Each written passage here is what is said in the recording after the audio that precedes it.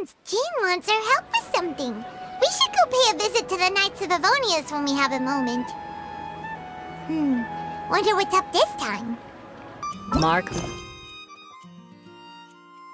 my words.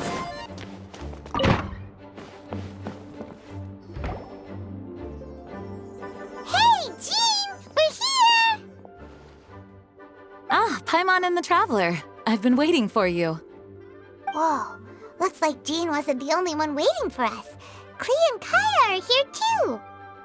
Oh, it's Paimon and Mr. Honorary Knight. It's been so long. Ah, look who it is. You've caught me completely off guard this time. But then again, it's always a pleasant surprise when you two show up. Guess we were so excited to see Jean again that we forgot to knock. I hope we didn't startle anyone. Wait a sec. You weren't talking about anything that we're not supposed to hear, were you? Hey, stop pretending like we're doing food deliveries. It's been a while since we last met, but I can see you two haven't changed one bit. Don't worry, we weren't discussing anything confidential. In fact, we were just talking about you.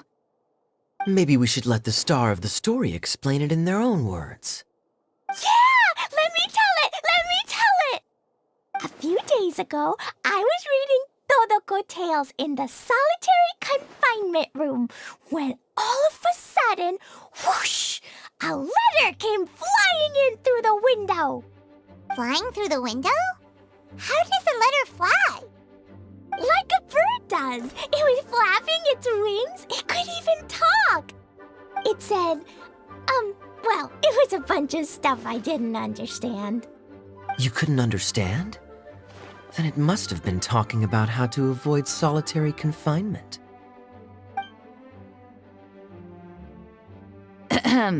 Kaya? Just saying. We don't want to let a teachable moment slip by. Okay, I know. Anyway, the letter said, "Oh, Klee, are you behaving? I see you've wound up in the solitary confinement room again." Sorry about that. Mommy is busy these days and can't take you out to play. But there's good news. I have a friend who has very kindly invited you to visit her. Oh, so the letter's from Alice. In principle, yes. But the issue is that Alice's friend lives quite far from here. The letter says that Mom's friend lives in Sumeru. The Knights of Favonius could never agree to send Klee off to Sumeru on her own, but Klee is rather intent on taking Alice's friend up on this invitation. Yeah, I really want to go. You see? So we were wondering, who can we send with her on the journey? Preferably someone who's a reliable hero and with a history of saving Mondstadt. Oh, so that's why you wanted to see us. I do apologize, but Klee gets along with you so well. We couldn't think of a more suitable choice. Sure, we can do that, no problem, right? Can you really, Mr. Honorary Knight? Yay! With Mr. Honorary Knight around, Klee's not afraid of anything! See, I told you that he'd agree. In that case, we'll leave Klee in the trusty hands of the Traveler. And you too, Kaya. You should join them. I noticed you quietly completed that backlog of paperwork we had. You deserve the chance to unwind a little. Oh, so you noticed. Well then, I suppose I have no reason to refuse. Great! Things will go even more smoothly with Kaya around. Still, Sumeru is pretty far. It's gonna be a long journey.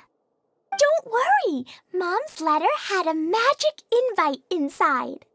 Mom says we just have to all shout out where we want to go at the same time, and poof, we'll be there in the blink of an eye. Wow! Well, that'll definitely make things easier.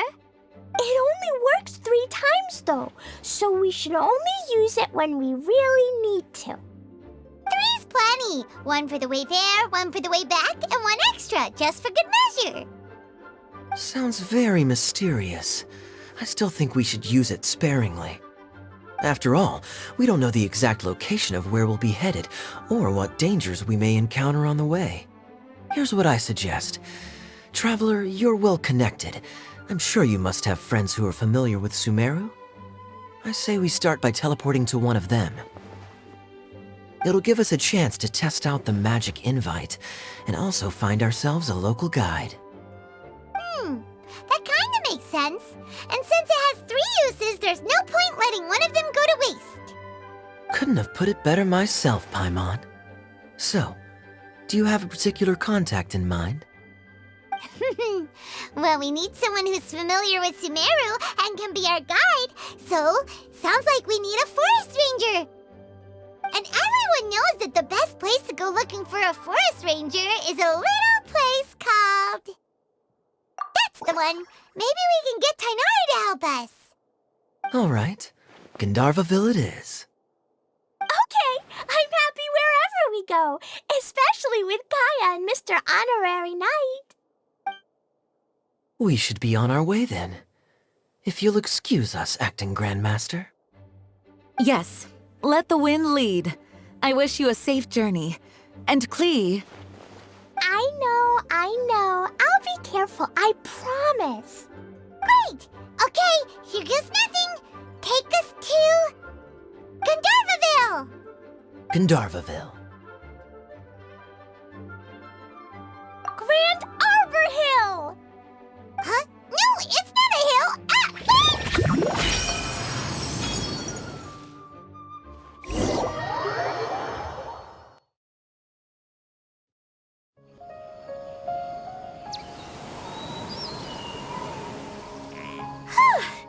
We made it. Paimon was sure we were about to end up someplace super weird. Sorry, it was an accident. It's okay, Klee. Good news is this magic invite really does work. Fascinating. One moment we're in Mondstadt, the next we're in Sumeru. So this is where Mom's friend lives? Wow, there are so many big flowers. Oh, and jumping mushrooms. Oh, you ain't seen nothing yet. Sumeru's full of strange stuff like this.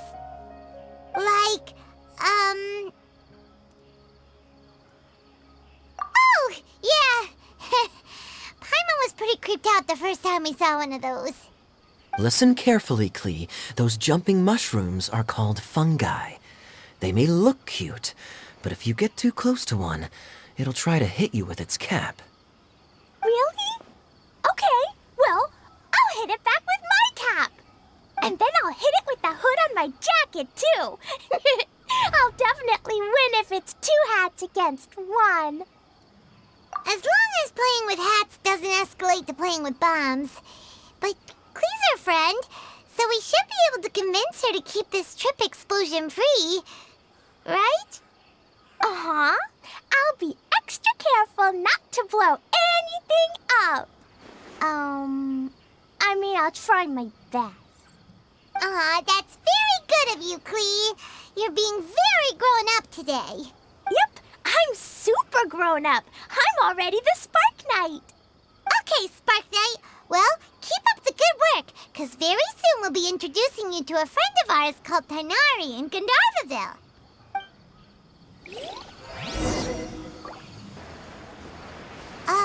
Hey, look! It's Colin! And is that you with her? What's she doing in Gandharvaville?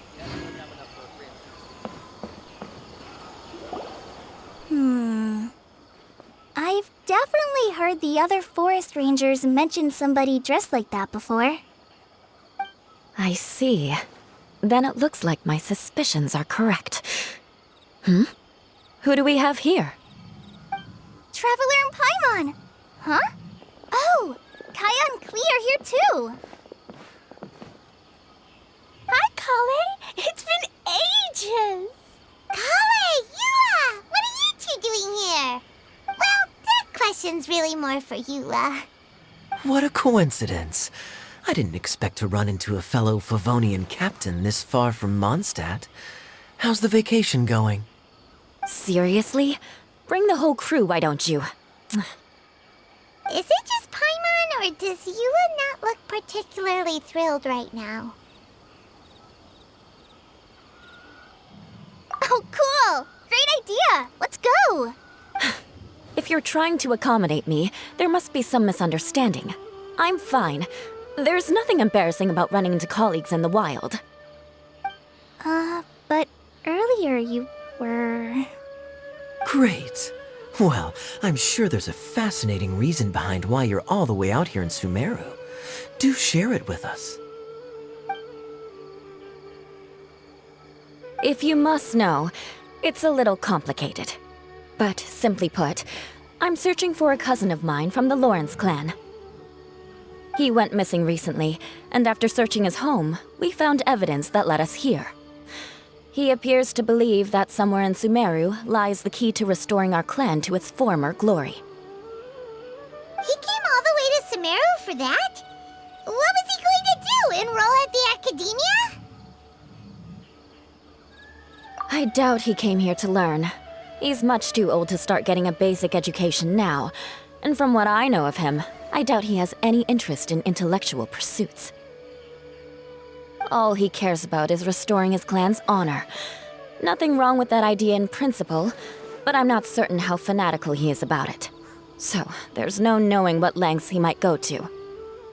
As a knight and a member of the Lawrence clan, it's my duty to make sure he doesn't bring harm to others. Oh-ho. If this is true, then your cousin is quite a man of action. Traveling alone to Sumeru from Mondstadt is no mean feat. Nor is daring to make me personally concerned about his safety. He has no idea what's coming to him. You know, underneath it all, Paimon thinks Eula's a really caring person. Yeah, she's the best! She brought me some moon pie last time. He is family, after all. Anyway, I will make sure to find him and escort him safely back to Mondstadt. Now, back to you. How and why did you all suddenly show up here?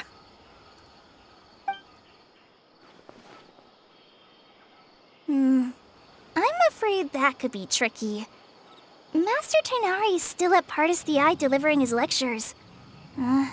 He isn't due back for a while. But I think I'll be able to help out.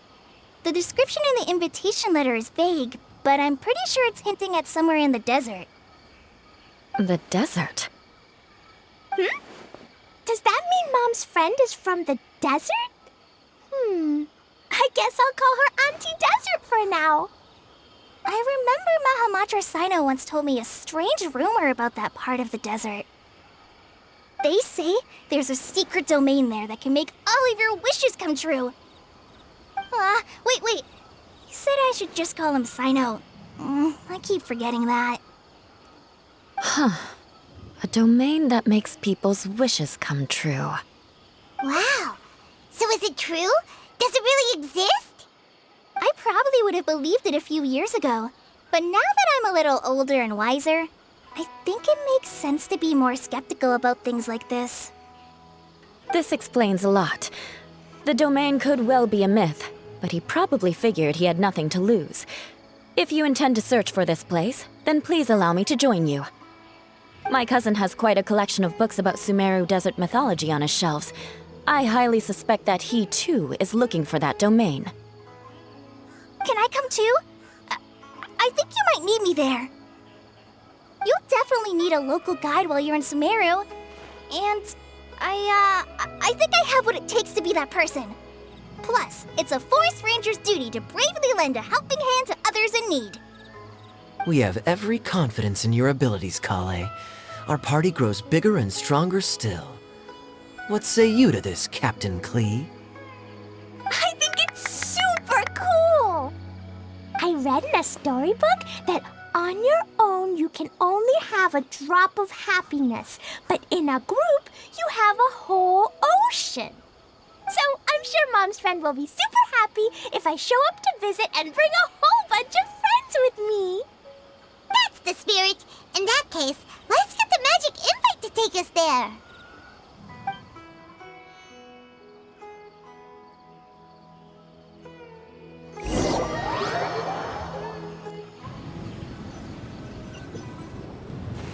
Whoa! This desert is huge! Wow, what an incredible sight. Yes, the scenery is quite magnificent.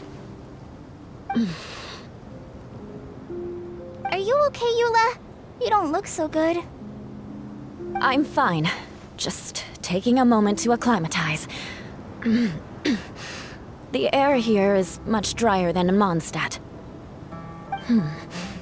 This area doesn't look very habitable, and I don't see a domain entrance nearby either. Oh no. I didn't pronounce the destination wrong. Did I? I mean, I don't think I did. Nope, you got it right. It definitely wasn't your fault. I said Gundarvaville wrong earlier, but we still ended up in the right place. Klee's right. We're in the right place. There's no doubt about that. Phew. Maybe the entrance is hidden under a sand dune. Who knows? We'll just have to start by looking around. Oh, Paimon's so tired and so thirsty.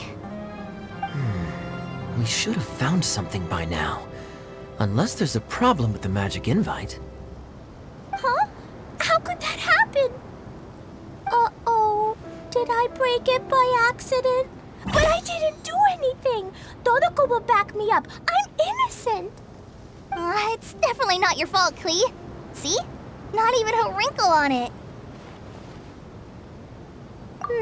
Does Mr. Honorary Knight have an idea? Ah, Paimon knows where you're going with this. Interesting approach. Assuming we're right about this magic invite. That is to say, if it was sent from within the domain, the invite likely has some sort of connection to it. Oh, I get it now. Plus, I know a super special trick we can use. What kind of trick? Can you teach it to us too?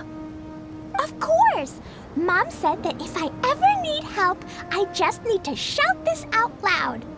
Magic invite, Klee needs your aid. Do something now so Klee's not afraid. Look, something flew over.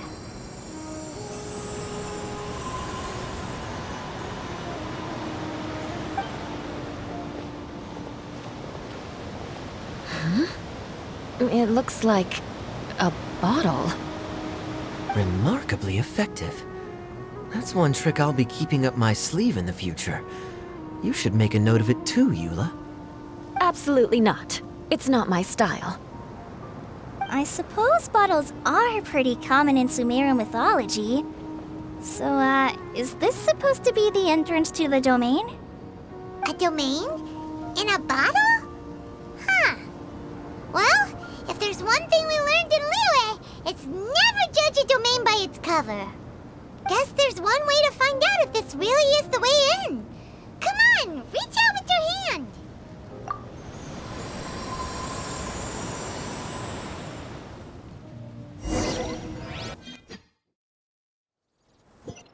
We made it! Oh, that answers that question. There's a path! I'm gonna take a look! Hey, don't run off and leave us all behind.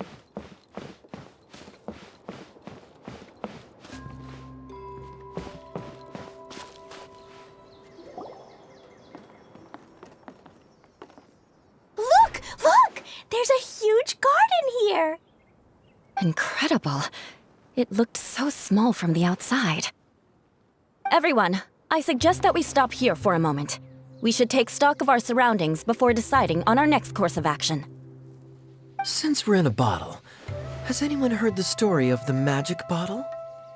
Oh, you mean the one about King Deshret and the genie in a bottle? I've read it before, but I struggled with some of the vocabulary. What's the story about, Kaya? Mom told me a story once about a group of adventurers who went to Bottleland. But I don't think there was a magic bottle in that one. Don't worry, Klee. I can tell you all about the story of the magic bottle. But if you keep running off on your own, you'll miss all the good parts. Oh, okay. I got it. I'll stay with the group from now on. You sense it too, don't you, Kale? Something's not quite right. Yeah, the scenery here is beautiful, but it's too quiet. And there's no sign of Klee's Auntie Desert here anywhere. Maybe Auntie Desert lives way further down inside. This place is super big, just like Fischl's Immer Nachtreich. We still have a long way to go. Guess we won't know until we get there. Let's keep going. Hopefully we'll meet her soon.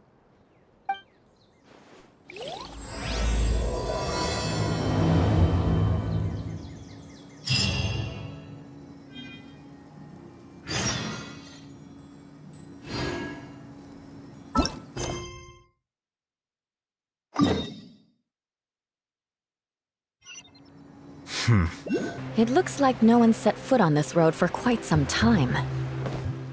I agree. And the further we get, the more I feel like this place is a whole lot bigger than we imagined. Hey, there's something strange up ahead. Let's check it out.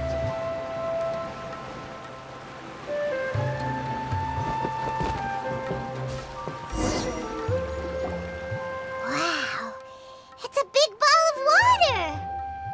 I wonder what it feels like. Can I touch it? It's so big that we could probably pass straight through it.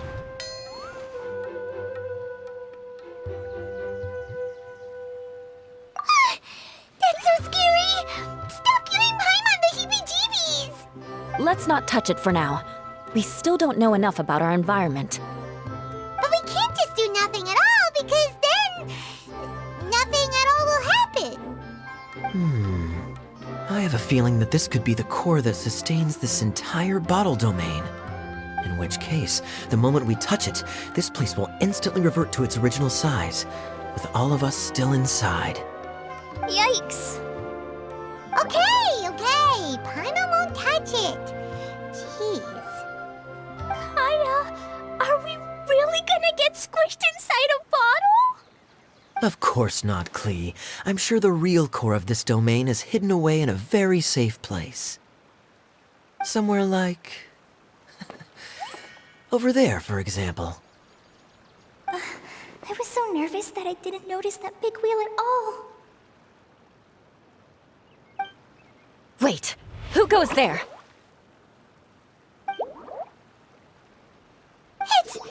It's the waterball monster! Ah! The waterball monster is real! It doesn't seem hostile. In fact, don't you think it looks happy to see us? Really? You sure it's not gonna gobble up Paimon whole? I don't think it's hungry. Are you, Water Droplet? Oh dear. I don't know about anyone else, but I'm not understanding a word of this.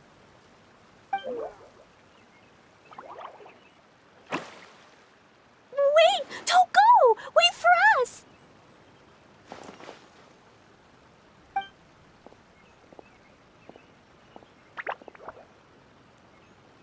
Why'd it stop? Maybe it can understand us after all. Oh, I get it now. It's leading the way for us, just like the cats in Mondstadt. Like the cats? How so? When you're walking around in Mondstadt City, sometimes a cat will show up on the side of the road. It'll walk ahead of you for a while, and if you're curious enough to follow it, you'll soon find yourself in front of a fine establishment called... Exactly. So let's see where this water droplet takes us. It could be interesting.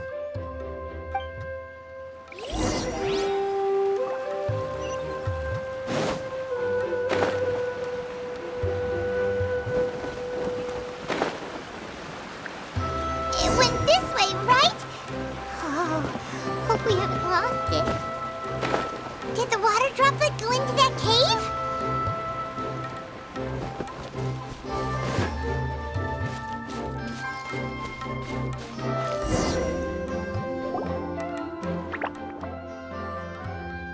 Huh? Another strange contraption. And there's a weird-looking wall over there. This kind of looks like that ball of water we saw earlier. Did the water droplet bring us here because it wants our help with something? What? Your friend is trapped in the wall? Don't be sad, water droplet. We're here now. We'll save your friend. You bet. But how are we gonna save them? Do we have to break down this wall somehow? Nope, we can't do that. No breaking the wall. Do we need to find a key of some sort then?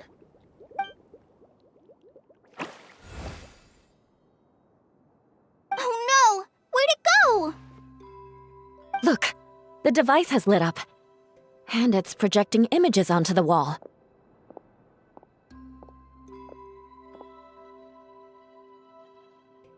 A two-dimensional space with objects of the same composition as the device nested inside. Yep, what Kaya said, and that's where its friend is. But how exactly do we enter the image on the wall? Maybe we just copy what the water droplet did?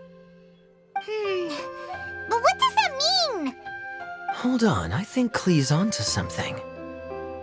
Since the water droplet appears to be the key that activated the mechanism, we may be able to follow it inside simply by touching the device.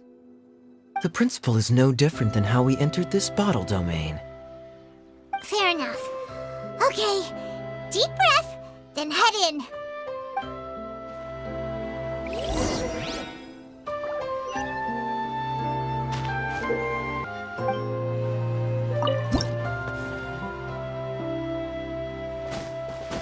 Whoa!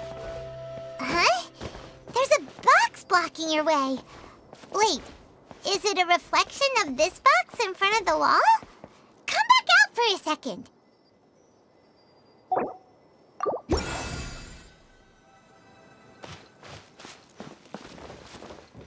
Aha! The box on the wall moved too!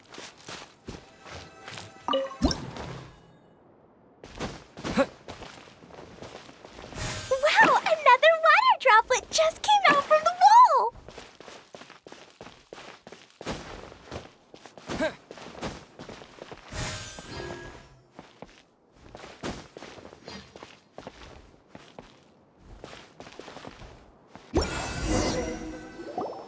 It was flat as a pancake in there, but as soon as it came out, it turned all plump and round. Guess it makes sense that the water droplet's friend is also a water droplet. Aw, and they both do the same thing to show they're happy. Water droplet number 2 ran off! It's saying thank you, Mr. Honorary Knight. That was a huge help. Traveler, how do you feel after entering that two-dimensional space? Any physical side effects? You sure seem fine to Paimon. Well, I'm just glad that you're okay. Good thing you is here to look out for everyone. Can't say the same for you, though, Kaya. You were pretty quick to send the traveler inside. Hey now, I only suggested that because I was confident that the traveler would be fine. Water droplet, is there anyone else here besides you and your friend? Yep, you know, anyone who looks like me or my friends.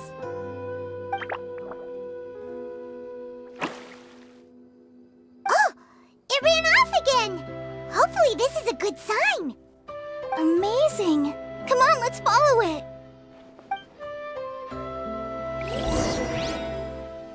It looks like there might be a town up ahead. Huh. Maybe more people live in this domain than we thought. And maybe that's where Auntie Desert lives!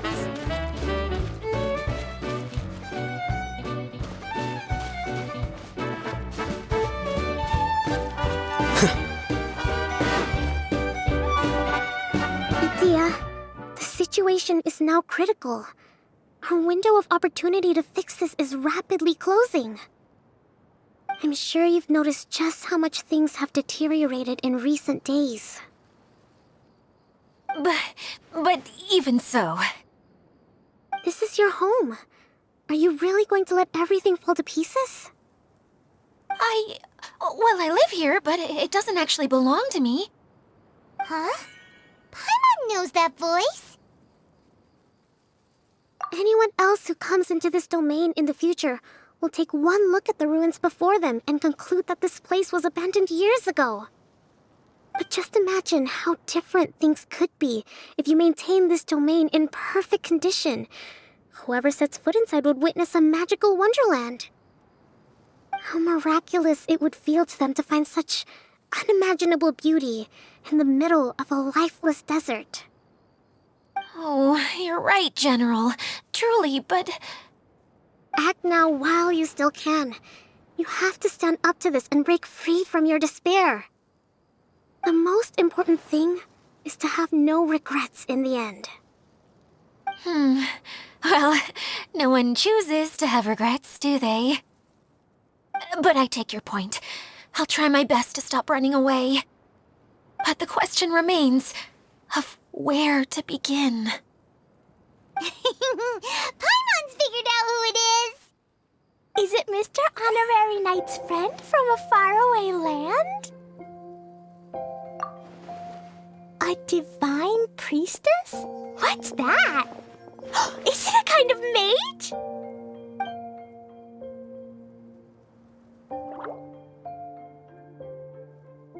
What are you doing here? Huh? We have new visitors? Greetings, everyone!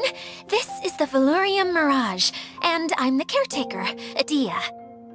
I'm so sorry that you have to see this domain in its current state of disarray. We are actively working on repairs, and everything will be back to normal shortly. I hope. Greetings, everyone. I guess I should introduce myself too. It's all right. Just leave the introductions to me. I kinda wanted to say hello in my own way. But no harm done.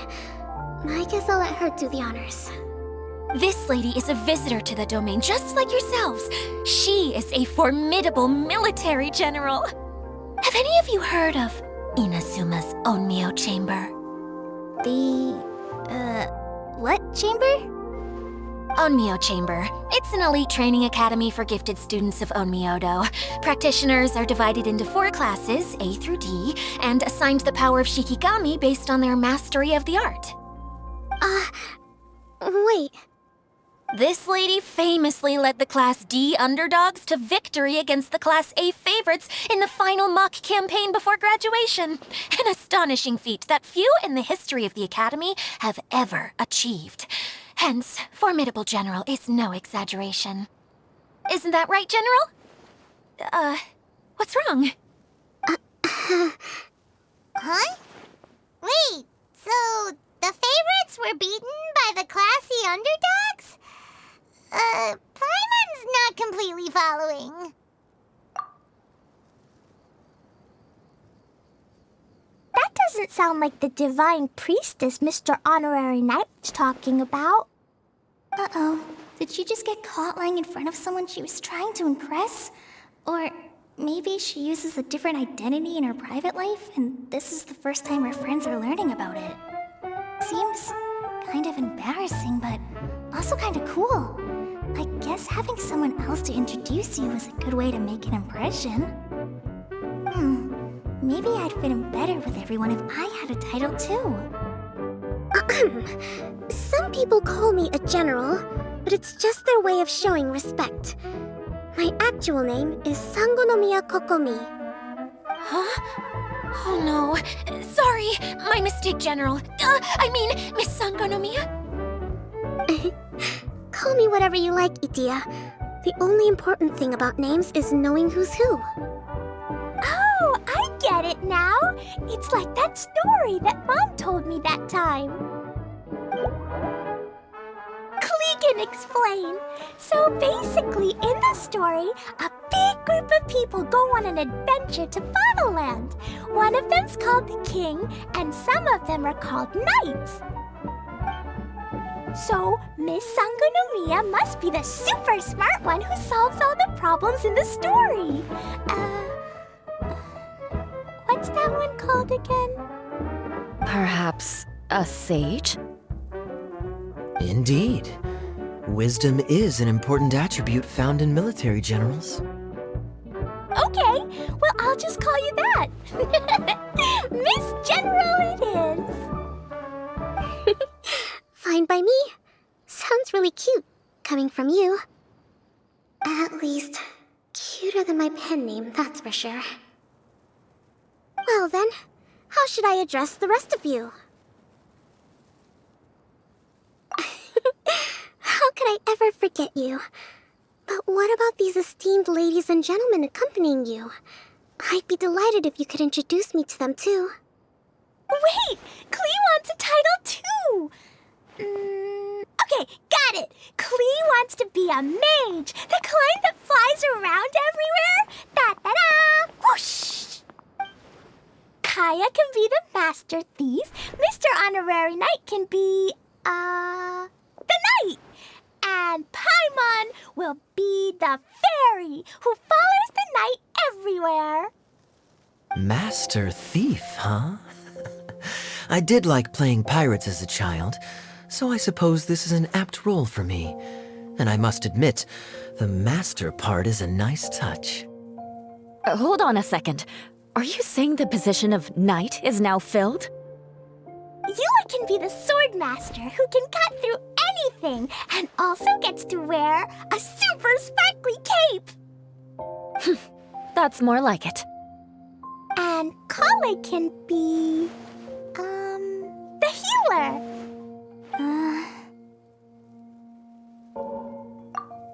No, I don't mind. Healer is a great role.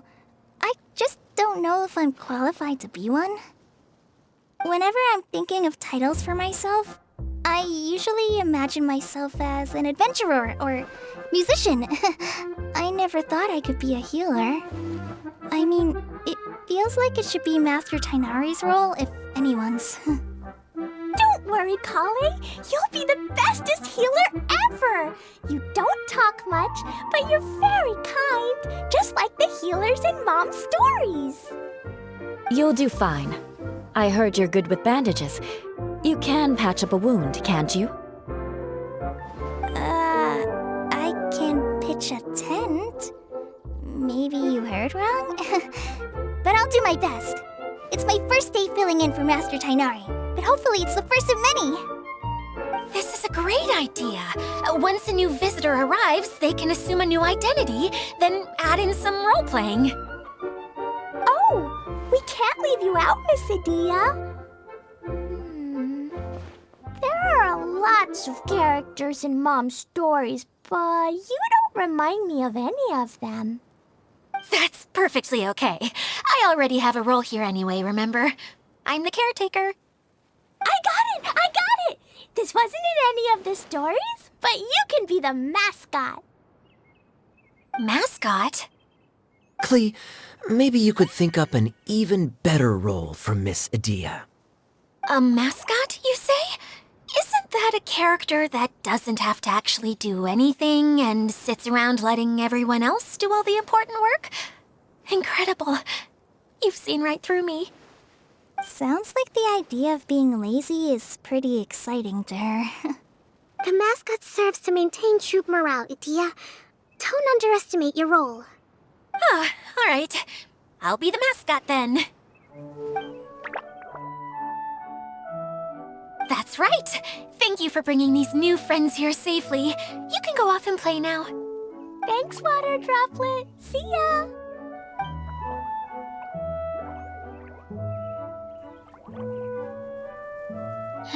Water Droplet? Is that your pet name for it?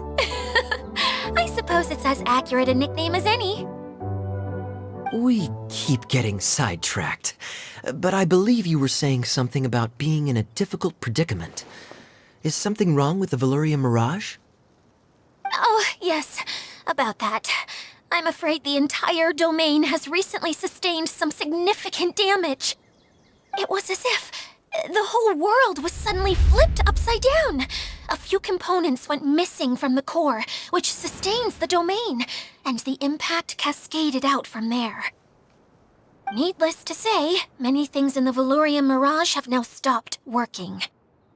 Just days after I agreed to let my friend's daughter come and visit too. When she gets here and sees the state this place is in... Oh, so you're Mom's friend? Hi, Auntie Desert. I'm Klee. Here, I brought the magic invite, see? Huh? Wait, so you're... Look how dilated her pupils are. She must be very surprised. Yeah, and not in a good way. Mom's the one who sent me here. She's the strongest mage ever. She said that her friend lives in the desert. You live in the desert, so that must be you. Right, Auntie Desert? Ah, I see. So being a mage runs in the family. You're Alice's daughter? Oh, I just want the ground to swallow me up right now. Wait, that's it. I'll hide myself away in the core of the domain. Hide there until this all blows over. See you all in 100 years. Idyia's really going through it. She's like a shriveled little forest fungus, hanging its head in shame. Kale? That's a harsh analogy. Where'd all that come from? Don't worry, Auntie Desert. Klee's here to help you. And all my friends will help too. Just take a deep breath, and then another deep breath, and all your worries will fly away. Yeah, don't you worry. Sir Fix-a-Lot over here has a good track record with this kind of thing. Well, I'm useless, but it looks like that won't matter with all you capable people around. Fantastic. Don't put yourself down, Idyia. You're great too. Thanks for your encouragement. Anyway, for the time being, please talk amongst yourselves. That'll give me some time to think things through and maybe make a start on, delegating.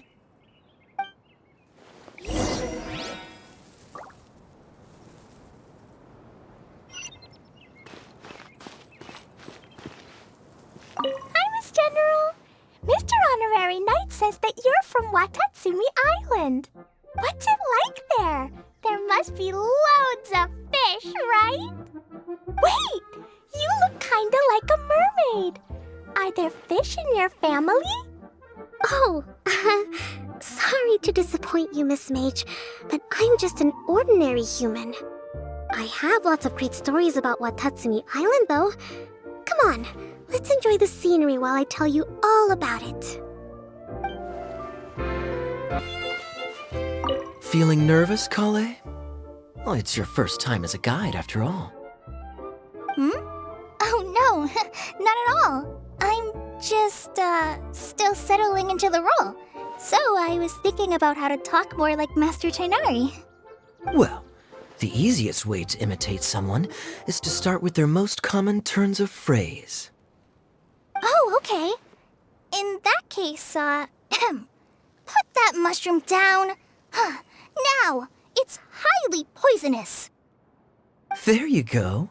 With just a few simple words, you've captured your master's personality perfectly. Anyway, what about your role? Don't you mind being the master thief? It doesn't sound like you're one of the good guys. Maybe not. Until you factor in that I only steal from the enemy. I think that's enough to make me one of the good guys. Don't you? Oh! Fair point, fair point. Who else has visited the Veluriyam Mirage recently?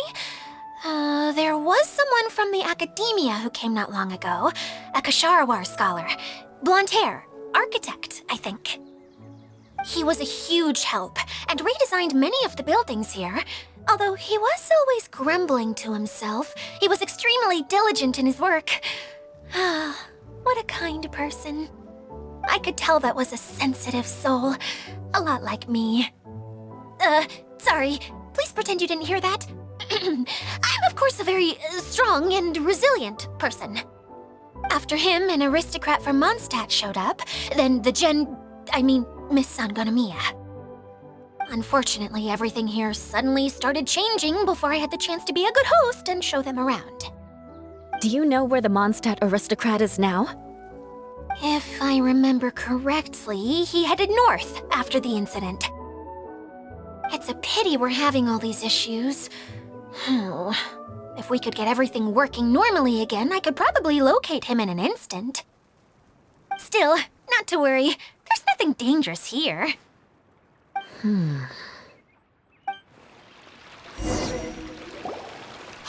idyia! You got an update for us? We've all caught up with each other. Very well. Then please allow me, Idyia, your mascot, to explain exactly what's happened here.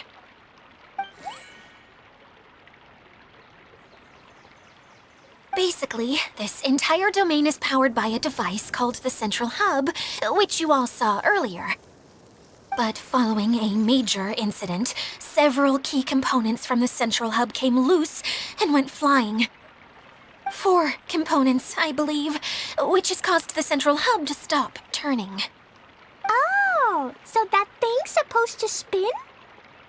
Yes, it definitely shouldn't be frozen still like it is now. At least, that's not how it was when I first got here. Oh, I've done such a terrible job of taking care of it, it's so embarrassing. Hey, everything's gonna be okay. So, we need to fix the big wheel up there. And to do that, we need to find the missing parts.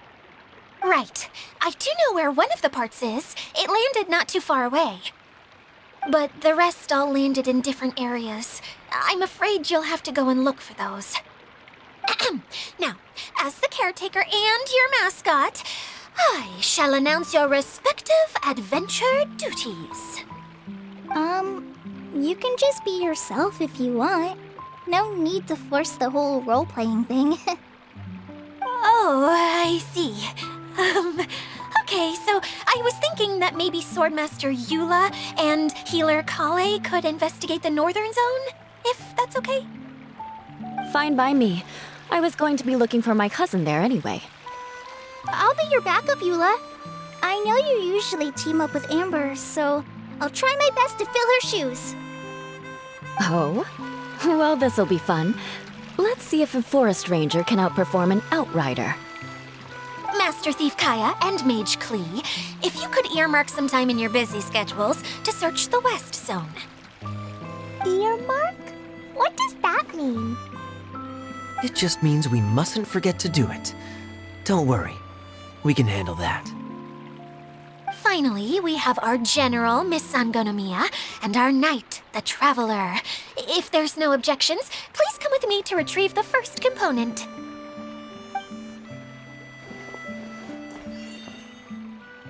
All right, well, if anyone finds anything, come back here and we'll regroup. Please take care while you're out on the road and look after each other, especially our little mage here. You got it. I'll take extra special care of Kaya.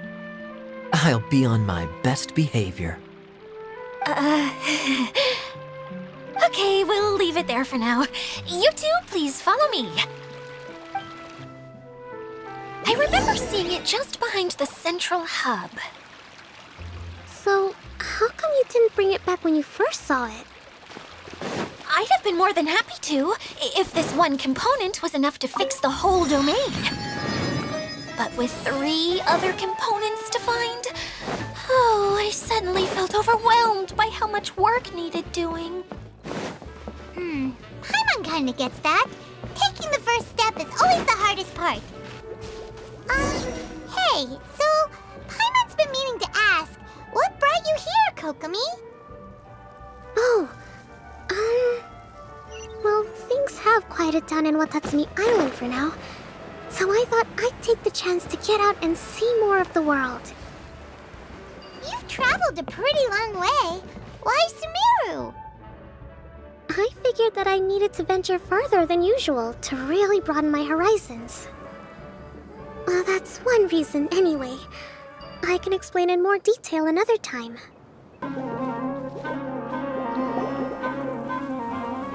Okay, this is the spot. Now, I'm sure you're both wondering, but where's the component? There's nothing here. Oh, where could it be? Oh, it's that lamp thingy, right? Water Droplet showed us how that works already. Yes, that's the one. There goes my big introduction. Showing people the ropes is supposed to be my job. Oh, I can't believe I'm being shown up by a Hydro-Eidolon. Cheer up, idyia. The Hydro-Eidolon can give a basic demonstration of how to use things, but beyond that, it can't communicate. That's where you come in. Your descriptions can explain everything in full, vivid detail. Paimon forgot how persuasive Kokomi can be when she really wants to.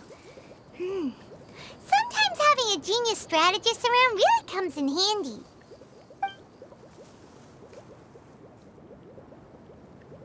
Oh, well, if you put it that way. Well then, just pretend like you've never seen it before, and I'll tell you all about it. This is called the streaming projector. Everything here in the Veluriyam Mirage was made using this device.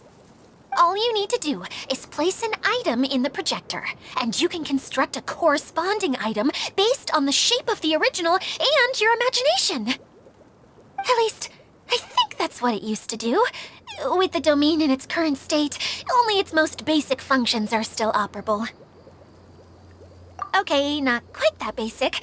At the moment, it's only able to show two-dimensional objects. I call them preprints. Think of it like a sort of draft or blueprint or something.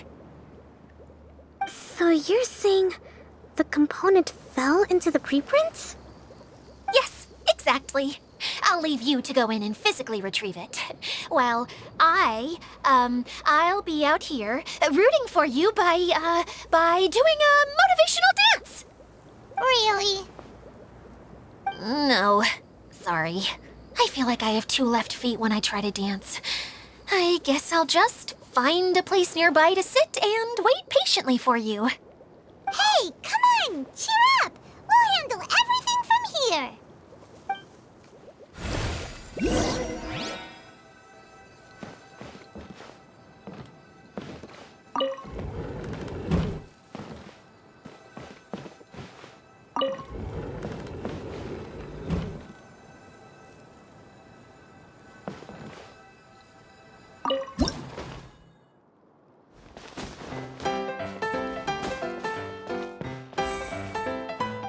Doesn't look like the component is in here.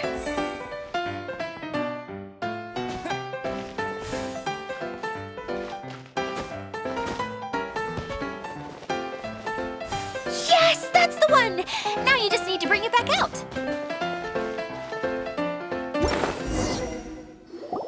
What is this thing anyway? Some kind of gear? And why is it so small? It doesn't look like it belongs in that huge wheel. It's hard to explain, but I assure you that it's definitely one of the components. So that leaves 3 more components missing. Every journey begins with a first step. I think we're off to a good start, and things should keep going smoothly from here. You really think so? I suppose you're right. She did manage to defeat Class A at the Onmyo Chamber, after all. You don't need to keep bringing that up. Anyway, thank you for all your help. I'll take this and start trying to repair the central hub. You two may as well head back to town. Oh, why am I so clumsy? Once again, I was no help at all. The least I can do is try and handle the actual repairs.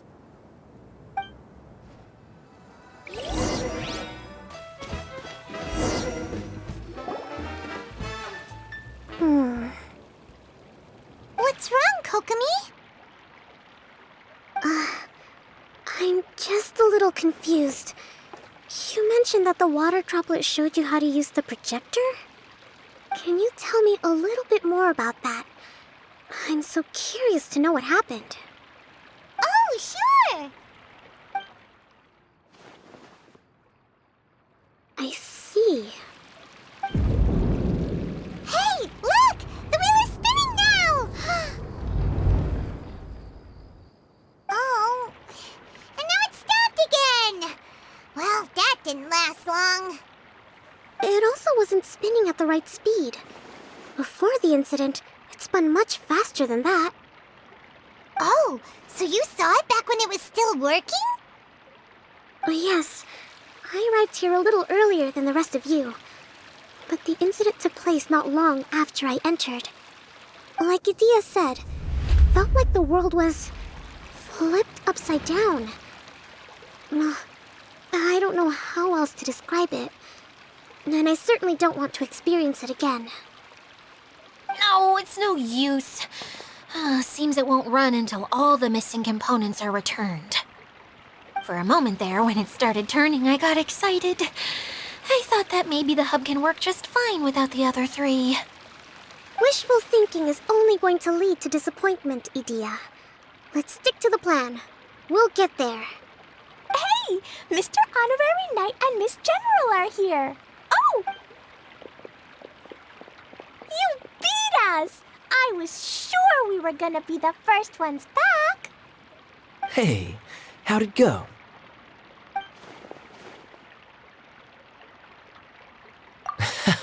Impressive. I doubt you'd find many other knights of such caliber even among the Knights of Favonius. How about our master thief and mage? Did you find anything? You bet! We made a huge discovery. The place we were trying to get to was blocked off.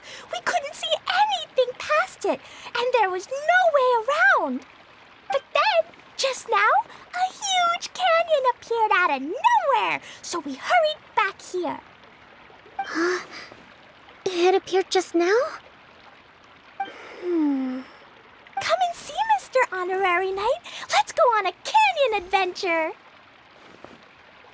I'll sit this one out. I'm beat after trying to make those repairs. I need to take a break. Miss General, you should come too.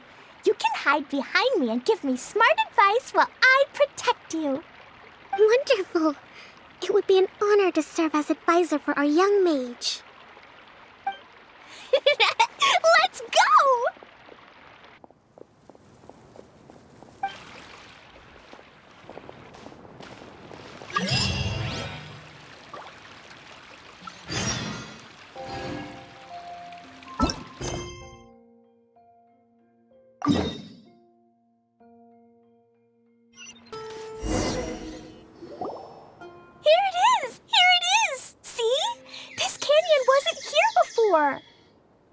Just before the canyon appeared, I heard a faint sound, like something mechanical turning.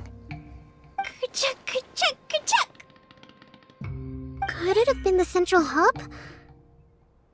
That would mean this canyon appeared after it started spinning. Hey, you, oh. New guys, huh? Oh, hey!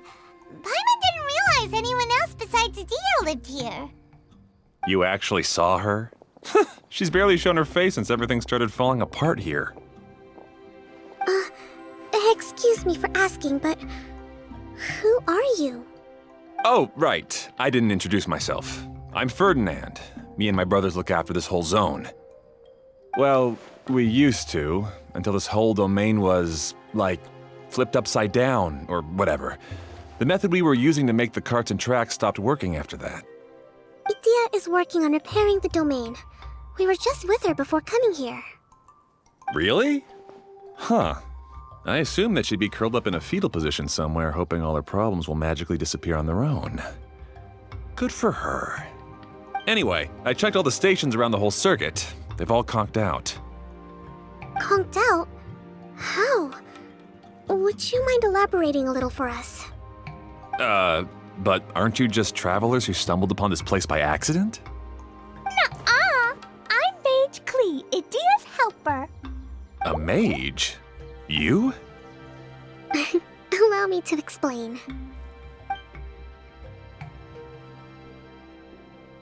Okay, I gotcha. Well, right now the more helpers we got, the better, I guess. Anyway, our first priority is to get the carts here up and running again. Oh? And why is that?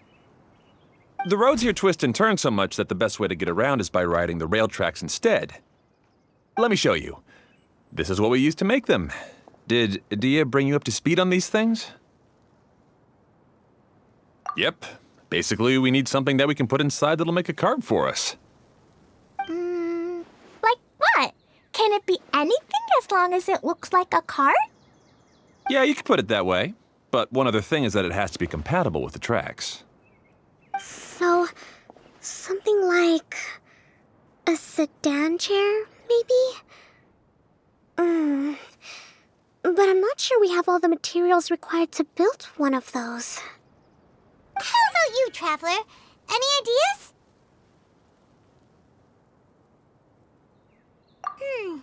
That would solve the issue of materials. Wood's no good. A rickety wooden cart would be too dangerous. Really? Hey everyone, come and see what Klee made. Ta-da! Look! I made a cart! Wow! Amazing work, Klee! Whoa! It fits the track like a glove, too. Plus, it's a heck of a lot cuter than the ones Idyia made. I just wanted to give it a try. Then suddenly, boom! There it was! Paimon's gotta ask, what exactly did you make your cart from, Klee?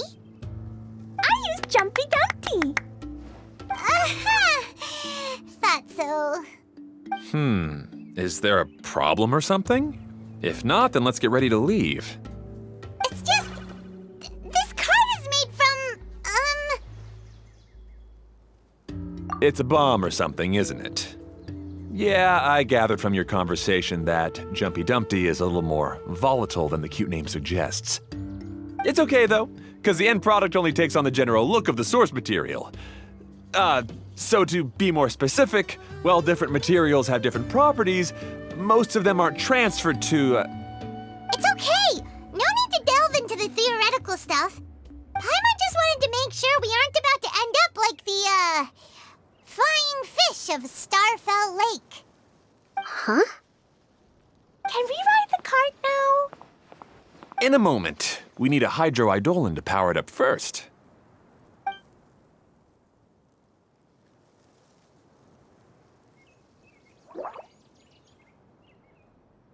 Okay, she's ready to roll. Hop in.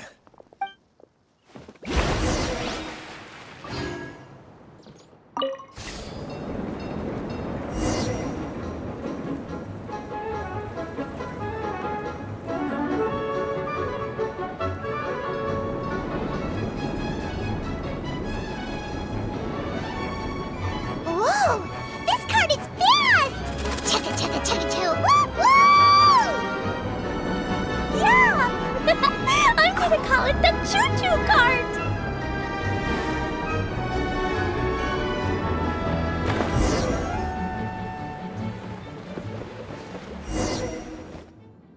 The track is damaged up ahead. We need to make some repairs before we can go any further. Yep, looks like it's all reverted to a preprint state here. Do you know why that happened?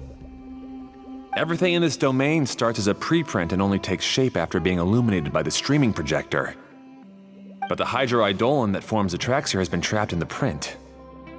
So someone needs to go into the preprint and rescue the hydro-eidolon, right? But the projector here is sealed off by a giant bubble. That's the hydroidolin's way of protecting the device from damage. If the streaming projector broke, then we'd be seriously stuck. Aha! So for step 1, we need water droplet to help.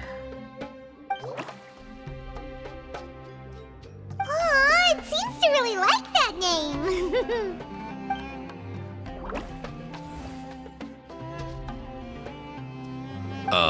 Any volunteers for step 2? Leave that to us. We know what to do.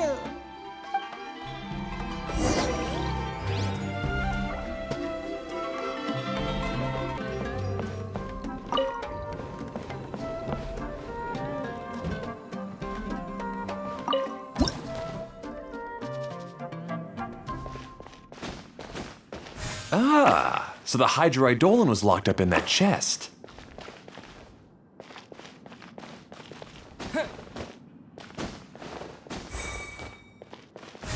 Aw, it's completely empty. Yay! We saved 2 water droplets now.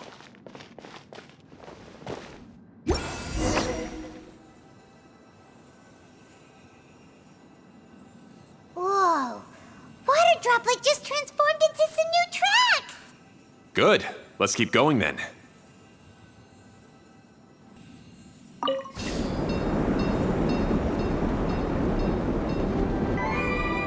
Hey, Ferdinand!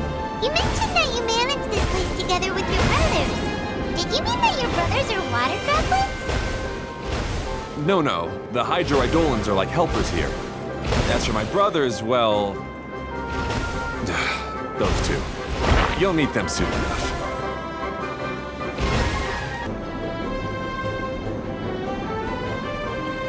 Whee! Look!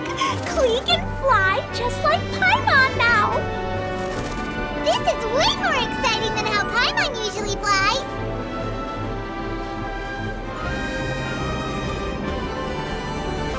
Seems we've just about finished repairing the station and the connecting tracks. Let's go check the track switcher now. It's over there.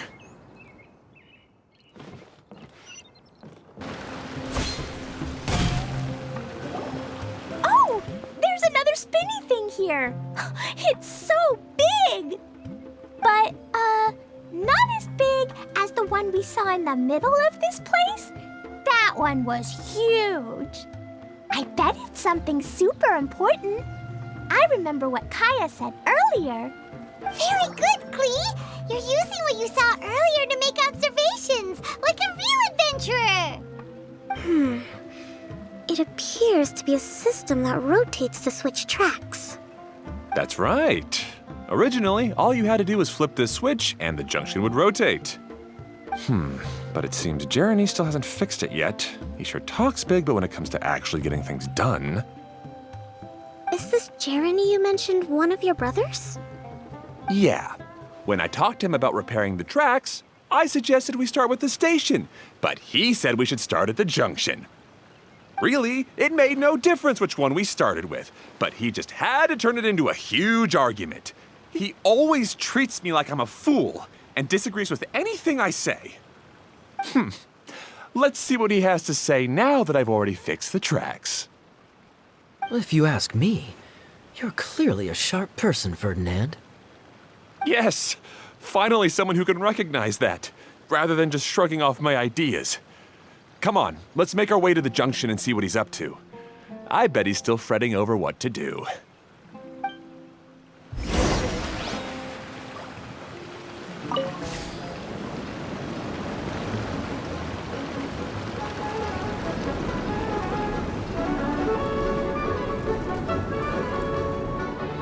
Sometimes I can't help but get angry just thinking of Jeremy.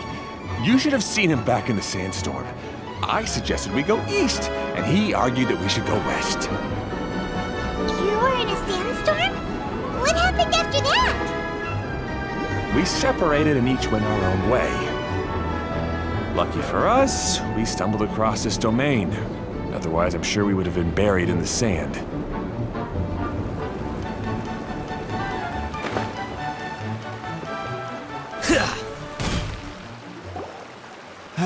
Everything will get better once we get the switcher working again. Still stuck here just as I expected. Well, did you make any progress? Didn't I already tell you? Just have the hydroidolins fix the junction and then make a new cart. After that, we can use the junction to... Wait a minute, how did you get here? It took a lot of effort for me to climb all the way up here. The answer is standing right in front of you. Yeah, sure. Those travelers must have helped you. You never get anything done on your own. You always get someone else's help and then try to take the credit for yourself. You're one to talk. What have you managed to accomplish, huh? You were here just moping around all day. Whoa. They started arguing the moment they saw each other. But aren't they supposed to be brothers? Me? His brother? Hardly. All right, Jeremy. That's enough. Fine. I'd rather be focusing my efforts on fixing the track switch rather than arguing anyway. You should calm down too, Ferdinand. Let's all focus on the situation at hand. Any personal problems can be settled later. Fine.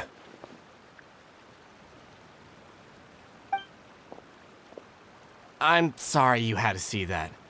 My name's Jeremy. I'm one of the people responsible for taking care of this area. I assume you're the ones who helped repair the tracks. Thank you very much. It means a lot. No need to thank us. We're just trying to help Idyia restore the domain.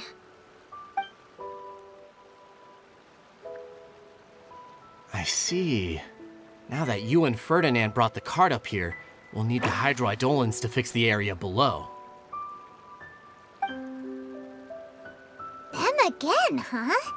Seems the hydroidolins are really important around this place. Yes, of course. Not only do they keep the junction turning, they operate practically everything else in the domain too.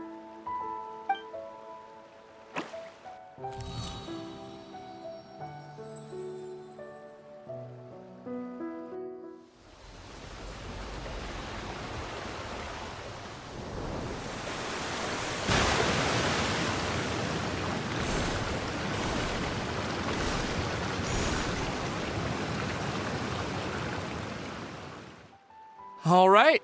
Seems most of the tracks and junctions have been repaired now. Yep. So maybe it's time you give credit where credit is due, What? You think you deserve the credit?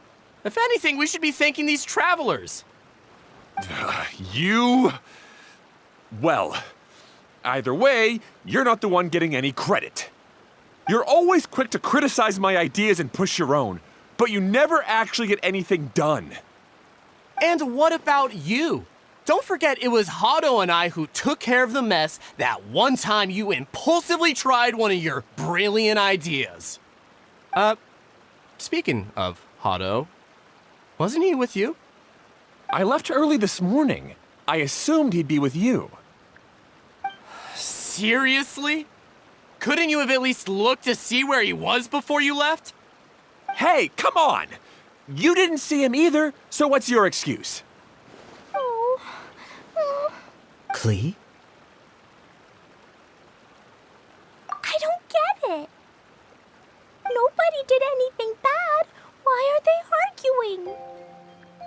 I just don't like his smug attitude, that's all.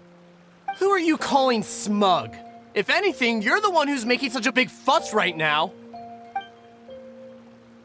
All right, I think we've heard enough from you two. If you insist on bickering, then I'd suggest you go somewhere else. Otherwise, I'll just cool you two off myself. Fine. Now, come with me. I'd like to have a word with you. Phew. Don't be upset, Klee. There are many complicated situations in this world which don't always have a logical explanation. As a passing traveler here, it's not my place to comment on their disputes. But in my experience, family issues can be the toughest to resolve. Seems you don't like dealing with this kind of thing either, Kokomi. But it's still not right. I don't know how to explain my feelings. I'm sorry. We've calmed down. We shouldn't argue in front of a child like that. We're sorry, Klee. It's okay. Back to the topic at hand. Weren't you about to go look for your brother Hado? Ah, right. Our best guess is he's somewhere around the torrential twister. We would have to use the junction to send the cart to another area. Sorry to trouble you again, but would you help us find him? Oh, all right. Hey,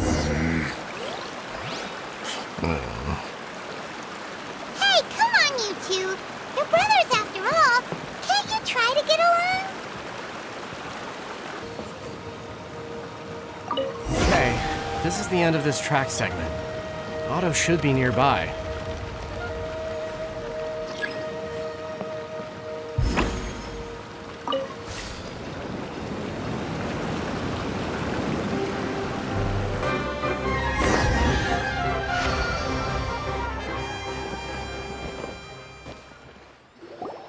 Ah, I guess you had repaired the tracks and stations as soon as I saw a cart come zipping along. Now that the tracks, station, and carts are all repaired, we're about ready to reopen Torrential Twister. It'll be good to see my design back in action again. You're in no condition to be out running around like this, Hado. Yeah, but these are unusual circumstances. That's true, but you should stop to think things through. Exactly. If there's anything that needs to be done, you can just let Ferdinand and I take care of it. You and Ferdinand? Together? It would be a miracle for you two to do anything together without fighting. Hey, that's between Jeremy and me. No need to add fuel to the fire, okay? I'm not trying to make trouble. I'm just saying. Hey, Ferdinand. Oh, don't worry. We're not arguing, Klee. We're just, discussing some things. Are you and Jeremy worried about Hado? Why don't you just talk to him about it?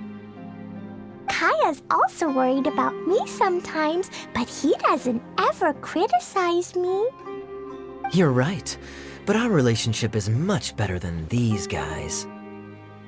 Well, our situation is a little different. Really? How so? We've been through this kind of thing before.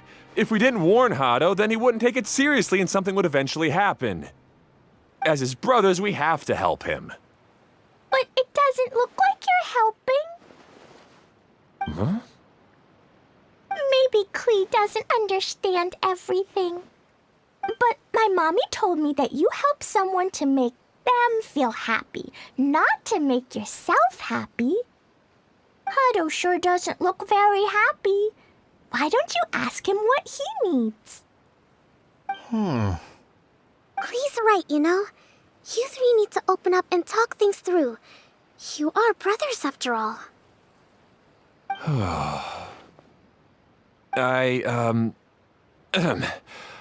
I've always cared a lot about you, Hado. Just like when we were back in the desert. You suddenly passed out and Jeremy and I started arguing. Eventually, all three of us ended up in this domain. I'm just worried that something similar could happen again. If you were to pass out and with nobody around to help you... I know, but this domain is nowhere near as dangerous as the desert. I was thinking that if I could handle these problems myself, then you two wouldn't have to argue about anything. If it weren't for my poor health and lack of energy all the time, then I wouldn't have always been such a burden on you two. No need to feel guilty, Hado. This was our choice. The three of us love adventuring. No one is a burden on anyone. Isn't that why we came up with the idea for this area? I would do the thinking, Ferdinand would use his muscle, and you would... Draw the blueprints and build tracks. It'll be a safe way to see all kinds of amazing scenery. Yes, that was the plan. See? Doesn't it feel better just to get along? Hey, what are you trying to say? You make it sound like I've only been trying to talk myself up. The choo-choo cart is great, Ferdinand. Really? You know, Klee, Having the car zip along the tracks was my idea. Yeah, what an amazing idea! You're so smart! Hey, Klee, do you want to ride even more fun carts? Yay! Let's ride more! Looks like all three of them are trying to win Klee's approval now. Klee hasn't realized it yet, but her innocent, childlike nature is very powerful. It can inspire and even help heal others. Hey, everyone. Please come with me. We need to get the Hydro Eidolon in the cart to help us.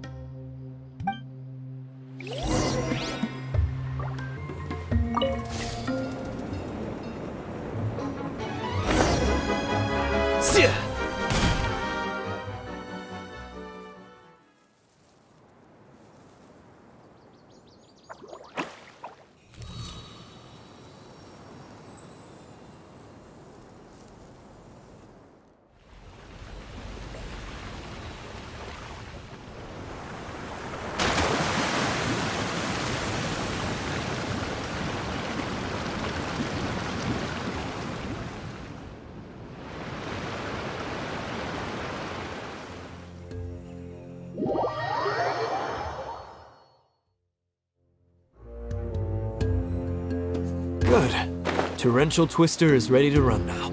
Let's go to the station at the start of the track.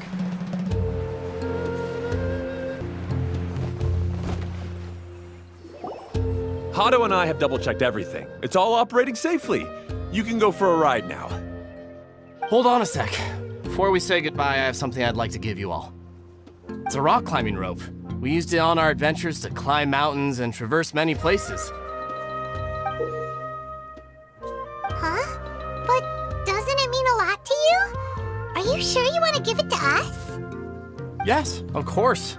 Please take it. Thanks to Klee and everyone else's help, we realized that there's a special bond that keeps us together. Even though it's invisible, it's even more important than rope. We can always hold on to it through tough situations. Huh? I helped? Yes, Klee. You are a big help. Even bigger than that huge thing in the middle of this place? Yes, much bigger. Wow, that's huge! I'm so happy. By the way, have you ever seen anything like the choo-choo cart in the outside world? Nope. Today was the first time I rode anything like it. Is that so? I guess I'm not surprised. Seems you won't find Torrential Twister anywhere else. Be sure to come back and ride the choo-choo carts again while you still have the chance. Yep, I will.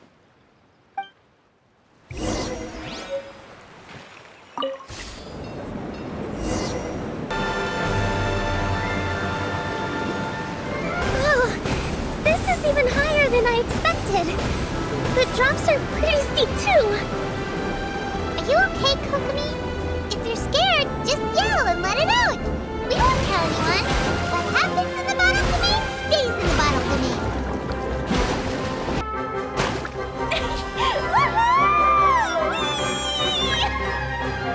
Looks like Klee's having the most fun.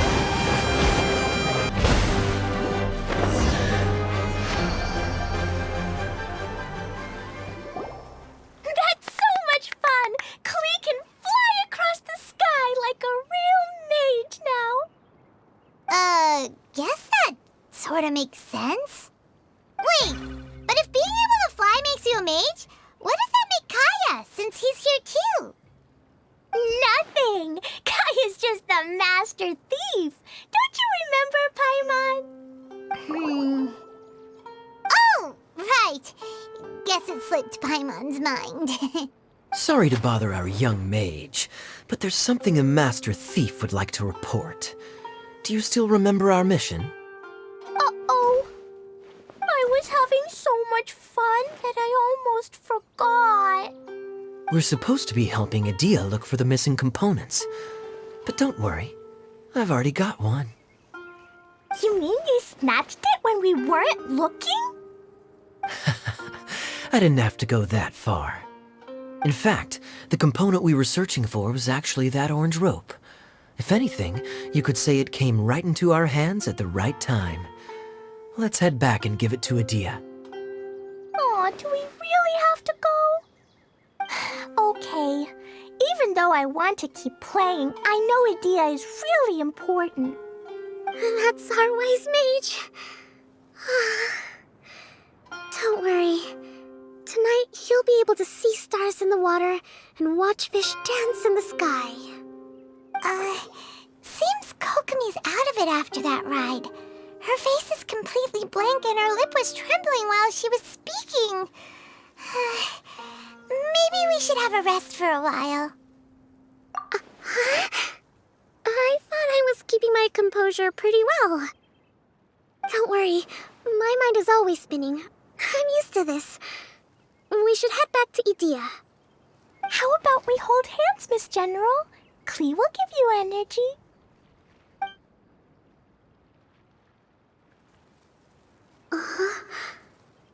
After holding Klee's hand, the stars in the sky and the fish in the water have all disappeared. I must have been seeing things from riding the cart. What are you smiling about, Kokomi? Oh. Nothing. Nothing at all.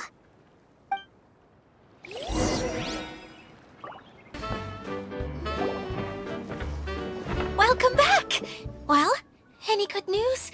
Oh, don't tell me! You've taken care of all the problems and now I don't have to do anything? Yeah, we even rode the choo-choo cart. Do you want to come ride too? But maybe you'll have to wait till tomorrow. I'm a little tired now. Seems she had a little too much fun and now she's about to crash. I think it's time for a rest. Good idea. I think we could all use some downtime. Thanks for giving me some energy, Klee. Then we'll see you later.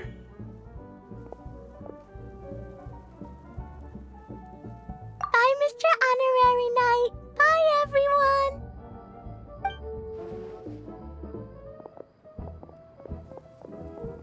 Well, it sounds like our young mage enjoyed herself. I'm so happy that she had a good time. So, back to the missing component. Did you bring it? You bet! Kaya said that the missing component was this orange climbing rope. It just occurred to me that you probably ran into the three brothers while you were in the canyon. If I remember correctly, the two eldest brothers were taking their sickly younger brother on adventures when they ran into a sandstorm and ended up here.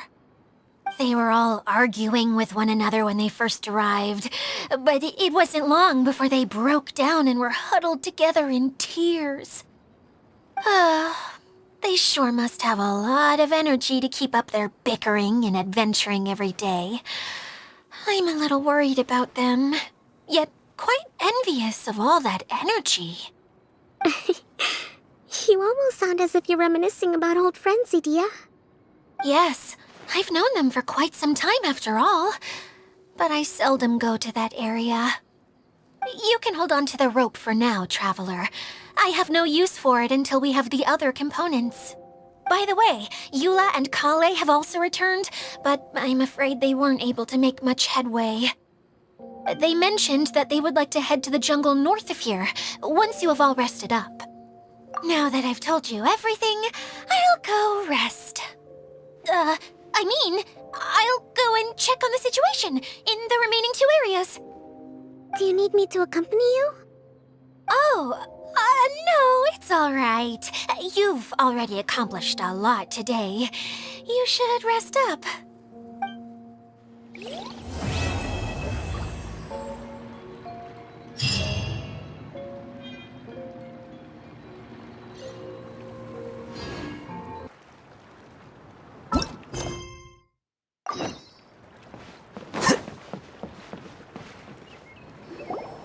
Hey, Kale and Eula! Oh, Idyia is here too! Hey, it's the Traveler and Paimon. How are you? Did you rest well? Yep, this is a comfortable place to rest. I guess that's one thing here that's better than the desert. But other than that, there's not much going for this place. Saying things like that isn't going to help, Idyia. But it's the truth. The desert is full of terrible memories for me. Being there was like... yeah, like wading through thick mud. That's a weird way to put it. Actually, if you hadn't mentioned it, Paimon would have already forgotten that this domain is in the desert. I know what you mean. The air here isn't at all like the desert. It's very humid, almost as if we're in the rainforest. It's a very familiar feeling for me. Everyone looks well rested. If you're ready, we can start making our way to the jungle north of here. Good luck, everyone! I'll be rooting for you! Hold on. I said we, didn't I? No need to say goodbye, because you're coming too. Huh? But wait, I'm just the mascot! You can't back out this time, Idyia. The manager of the fairgrounds is waiting to see you. She said Idyia is the only person who could help. Yes, Kale and I discovered a fairgrounds in the forest. The person in charge of it seems to be a Spontamod scholar. A scholar? But what's she doing there? Researching the forest ley lines? Oh, I wish there were ley lines here that I could ever study. Anyway, I know who you're talking about. I'd better come along then.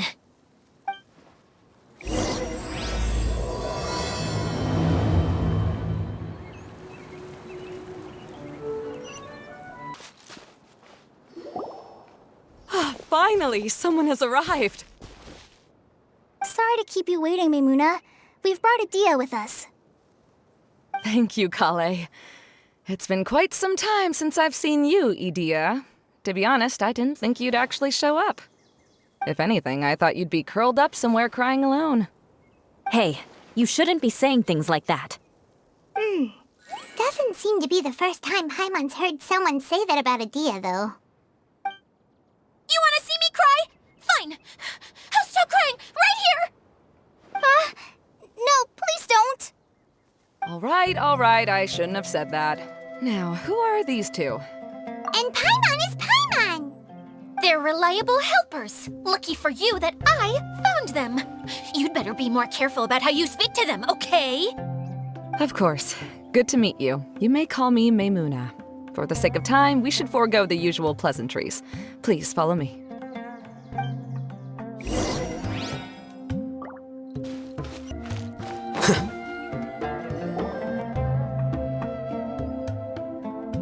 Wow! Look at that huge tent! Amazing, isn't it? I helped make it. What fun would a fairground be without a tent, right? Really? Paimon knew you couldn't be so pathetic. You just act modest all the time to hide your actual abilities. Huh? What is it, Kale? Sorry. I'm not sure if I should tell you. I'm afraid it might dampen the mood. That's not important. Please, just speak your mind. Well, there are lots of vendor booths set up here, but there's no one running them. In fact, there's no one at this fair at all. It looks pretty deserted. The truth is, this used to be an exciting and bustling place. But just a few days ago, something happened, and it seemed like... Like, the world was suddenly flipped upside down? Yes, exactly. Something fell from the central hub into the tent and knocked down the crystal light that was hanging at the top. Oh, the crystal light. Mm-hmm. I remember a certain someone said that we should have beautiful lights to celebrate at a fair, and made us that crystal light. But once the light fell, the tent became a complete mess and the Hydro-Eidolons were trapped inside. Just when I was at my wit's end, a man from the Lawrence clan came and offered his assistance. Wait, he offered to help you? Yes, and he refused to listen to any of my warnings. He just walked straight into the tent and then... Yes? And then? Yeah, don't leave us hanging here! What happened? And that's it. He became trapped inside along with the Hydro-Eidolons. Oh no! We have to do something! We can't just leave him there, Maimuna! I know, but the situation inside might be more difficult than you think. You should mentally prepare yourselves. Just talking about it is a waste of time. Since we're already here, let's go and scout out the situation ourselves. All right, this way, please.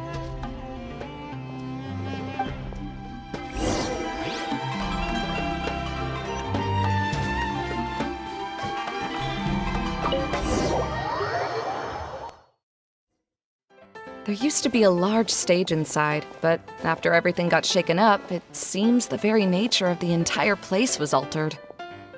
The lamps and crystal light that were hanging above have all fallen down, which makes repairs near impossible. Wait, so you mean it's difficult to move around in there? Yes, mainly because of the lights. Do any of you have experience being on stage? Once the stage lights turn on, everyone's attention is focused on you. I can't stand that feeling. Having everyone's attention focused solely on me would just make me feel terrible. Me too! I'm no good at speaking in front of people. And then to have everyone staring at you. Ugh. Just the thought of it makes me shudder. Sounds like you have some things you haven't been able to let go of yet. Please don't laugh. I'm trying my best to change that, but there are still some things I can't overcome. Like when there's a lot of people around, or when people are staring at me. No, there's nothing funny about that. And you know what? It's not a bad thing to care when other people are looking. That's my opinion anyway. Think about it. Only people who have high standards for themselves would worry about failing to meet others' expectations. You have many good qualities, Kale. I bet if you had to learn dance since childhood like myself, then you'd be an even better dancer than me. No way! That would be impossible. I can relate. I know exactly how she feels. Maybe we should find a time for you to learn with me. And one day, you will become an outstanding dancer too. By that time, you'll be so focused on performing your beautiful moves that you'll no longer worry about an audience watching you. Wow. You are so passionate about this that she's practically glowing now. Really? You do that? You wouldn't think I look stupid and secretly laugh at me, would you? You really think I'm that kind of person? Fine. Vengeance will be mine. Oh, no! Of course not. Alright, please teach me. Seems there's no need for me to warn you again. Anyway, you just need to open the curtain and you'll be able to see the stage.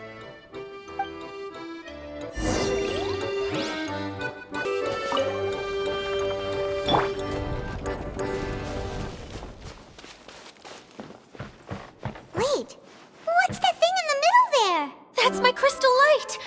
It's been locked up. Well, let's figure out a way to fix this. Looks like we need to raise the platform underneath the crystal light. If I remember correctly, the stage controls should be somewhere around here.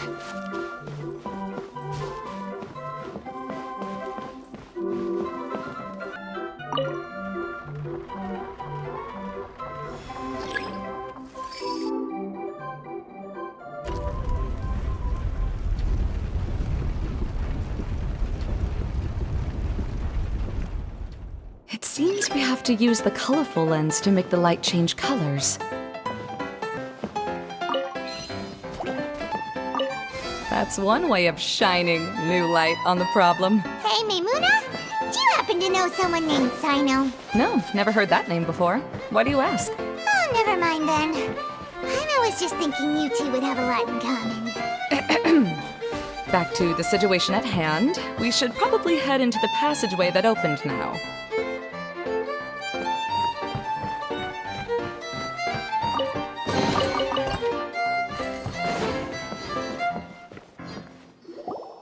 Hello? Is anyone here? If you can hear me, please help!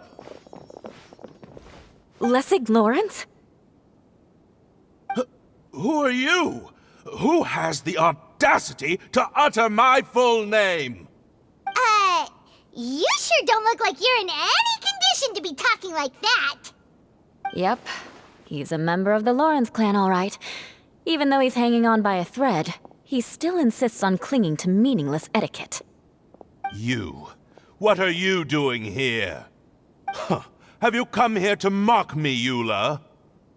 If you would just think for a moment, it should be pretty obvious why we are here. Yet, now you're intentionally trying to provoke me? Of course, you don't have to accept my help.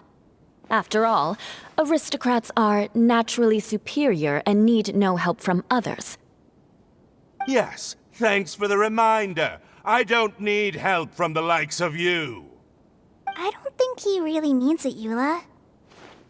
His tone was harsh, but he keeps glancing at you from the corner of his eyes. It's my opinion as the healer that he needs help. Okay. He's been trapped for so long that it seems he's forgotten how to hold a decent conversation. How ridiculous. Let's go. We'll leave the stage to this person who'd rather save face than save his own life. Hey, no, wait! Halt! You cannot just leave me here. We're both of the Lawrence bloodline, after all.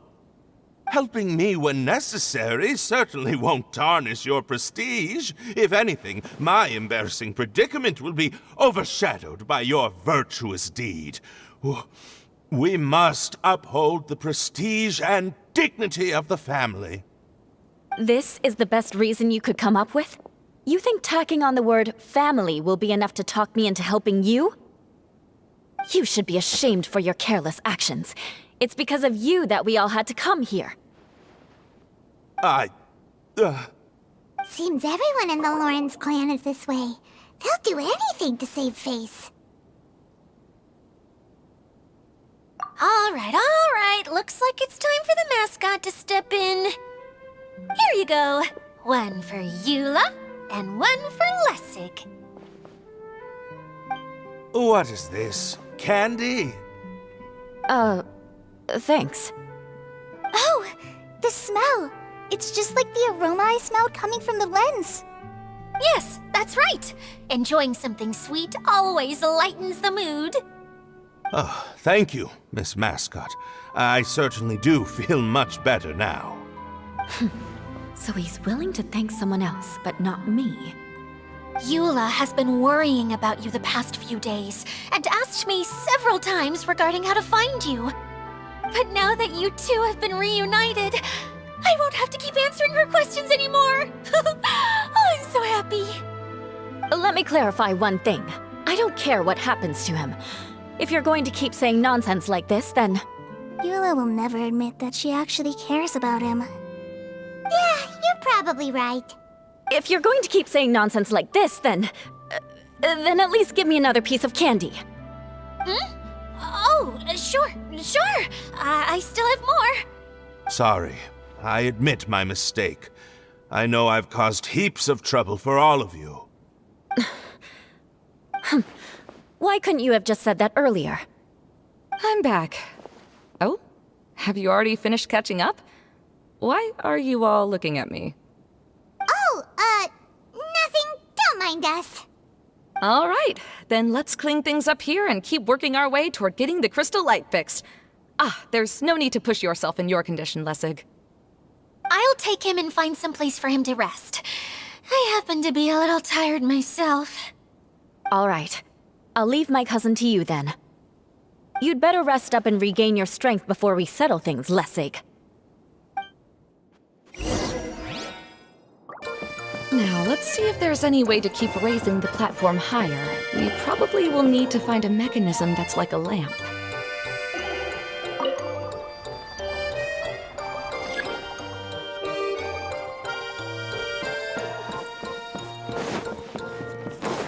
Strange.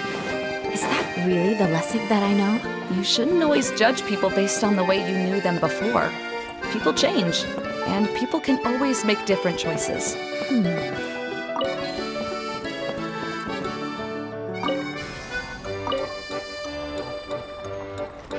Whoa, look!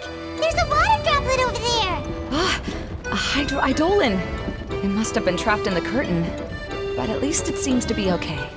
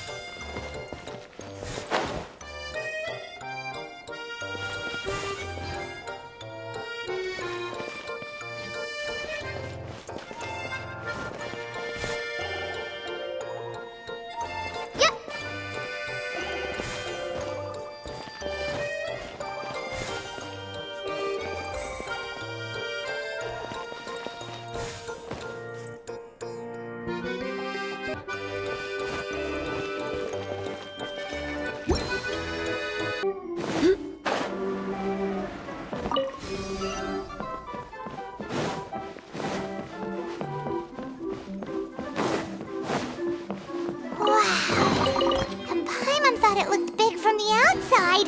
This place is massive! It is a magical tent, after all. The inside is much larger than it appears from the outside. Haven't you heard stories with this sort of thing before? Oh, another path has appeared! This should be the last level. Yes, don't worry. We're almost to the top of the tent. The last thing we need to do is raise the crystal light to the very top of the tent. After the stage collapsed, I realized that having it raised only halfway makes it look a lot like the stage at the Grand Bazaar. Have any of you visited the Grand Bazaar before? No, I haven't. I have. I've gone there a few times with Master Tainari. The place is bustling with all kinds of vendors. And if you're lucky, you can see Nilu perform her dance. Oh, a dance from Sumeru? I'd like to see that myself. If only it were on the way back, then we could stop there. It doesn't matter if it's on the way or not. I would be happy to take you whenever you have time, Eula. Great. I'll take you up on that offer. Yeah! Now that Paimon thinks about it, we've already been there more times than Paimon can remember. Really? My father used to help with festivities at the Grand Bazaar and would always give me candy during the events. I was just a kid and didn't understand anything. I was happy as long as he gave me some candy. To me, fairs and festivals were the best things ever. I always thought my father was amazing and wanted to be just like him when I grew up. But aren't you a scholar in the academia, Maimuna? As far as I know, scholars seldom could spend time doing anything but research. I doubt you could have time to assist your father in preparing festivities. Yeah, seems you read me like a book. When I had the choice between becoming who I wanted to be and who my parents wanted me to be, I ended up choosing the latter. But I was never happy about it. That's almost the exact opposite of Eula's situation. You must have already realized that. Why else would you set up all the booths here and make this place like a fairgrounds? Yes, but I'm still not as happy as I imagined I would be. I realized that attending a fair and running a fair are two completely different things. The main reason my childhood was so fun and carefree is because my family worked hard. But my father knew how difficult and tiring running a fair could be, so he wanted to push me towards academics. But in the end, I didn't do well in either. I gave up on myself and resorted to investigating ley lines in the desert. Some things happened, and then I accidentally ended up here.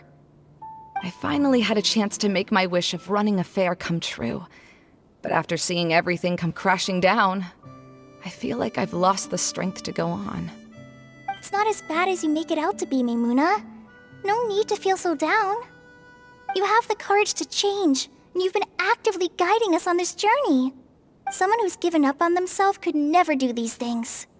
Oh, Kale. I understand my situation better than anyone. You don't need to try to comfort me.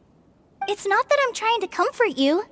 It's just that people sometimes don't realize that their actions speak louder than words. Believe me, this is something that I learned from my time together with Eula. Oh, what are you trying to say? Oh, nothing. Now, let's get that crystal light fixed. All right.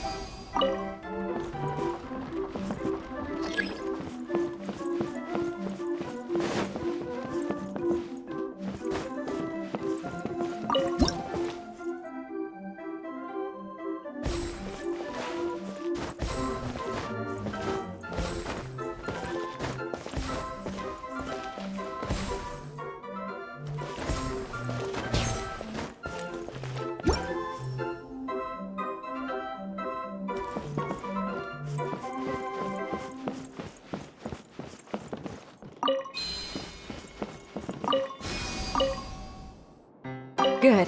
That should do it.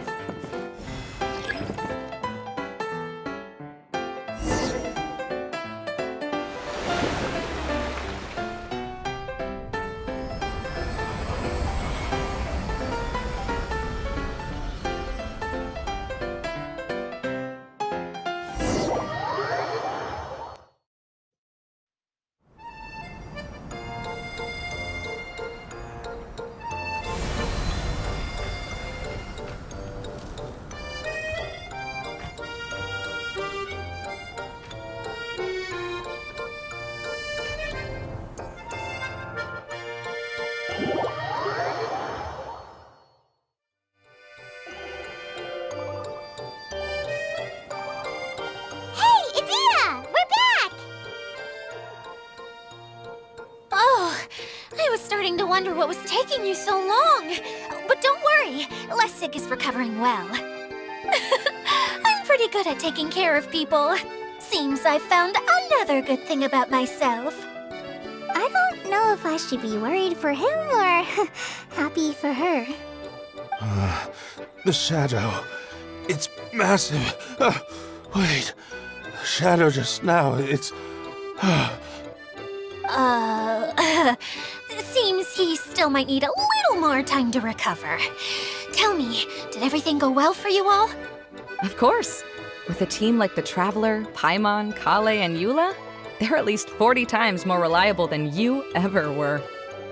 Only 40 times more reliable? That means I'm still pretty good then.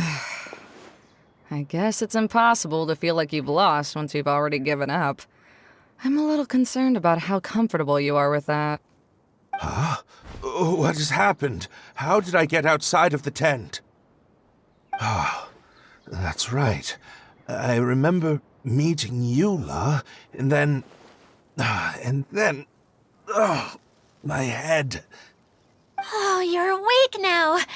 Don't worry, that's just a side effect of your treatment, Lessig.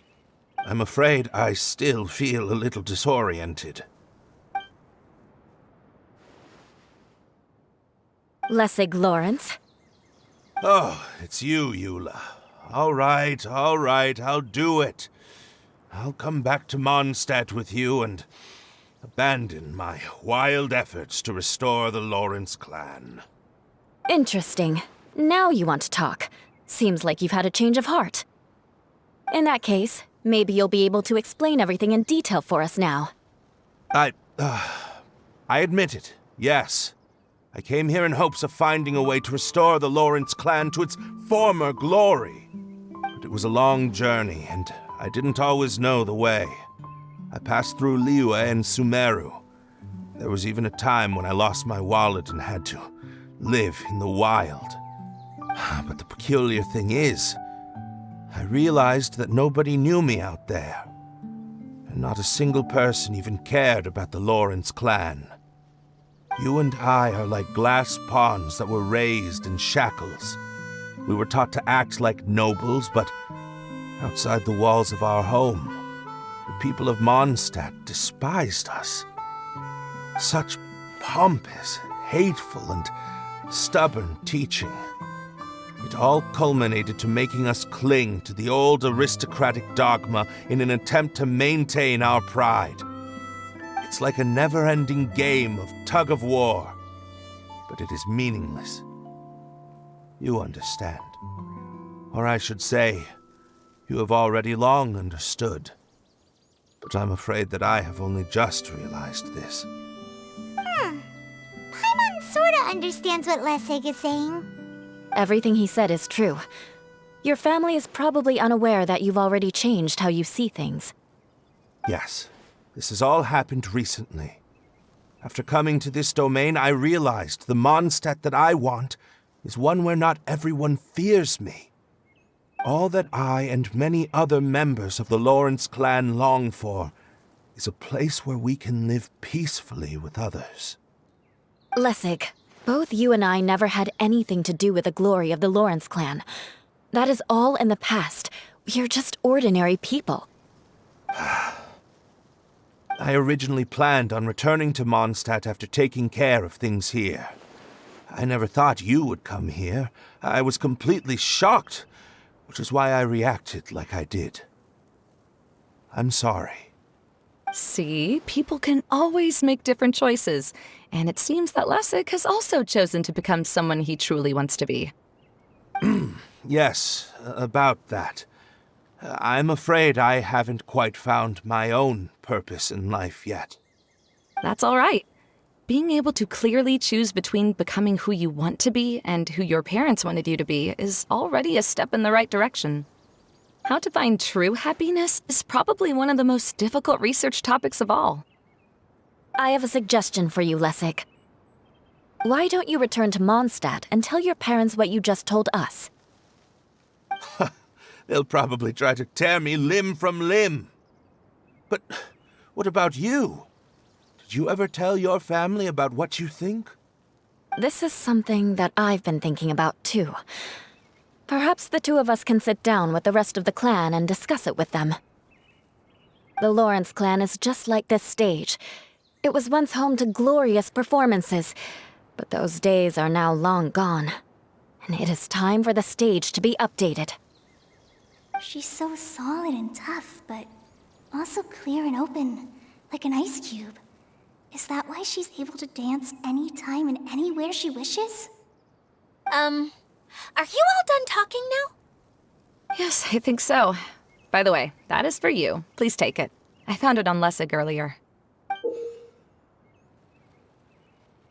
Oh, it's one of the missing components! Wait, so you had it all this time? Why didn't you give it to me earlier? Well, you didn't ask. All right, I admit it. I forgot about it. Okay, we'll let the Traveler hold on to it for now. Wait, this looks like... It looks pretty familiar. Have we seen one of these before? Shh!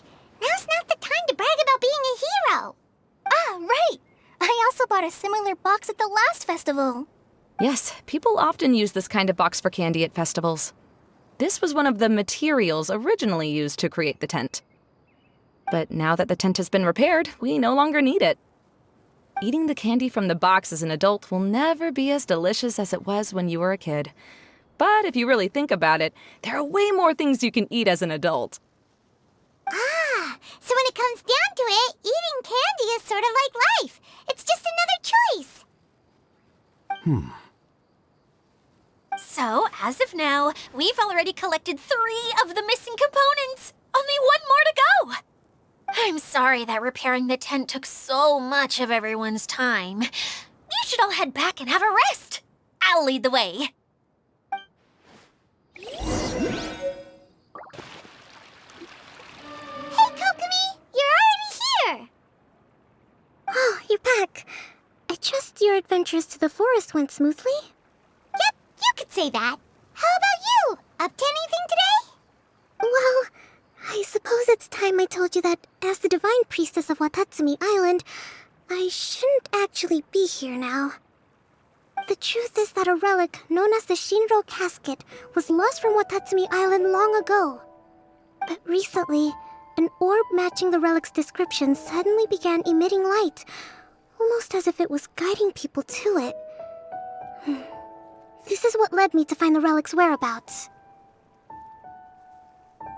I wasn't lying when I said that.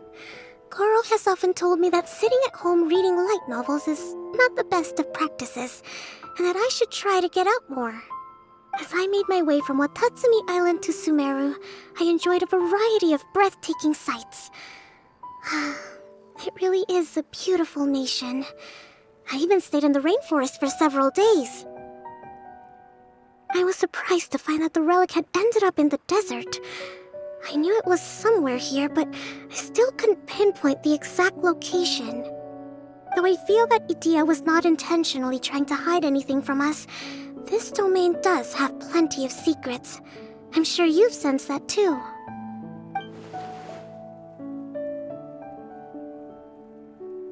Now that you mention it, a lot did happen today.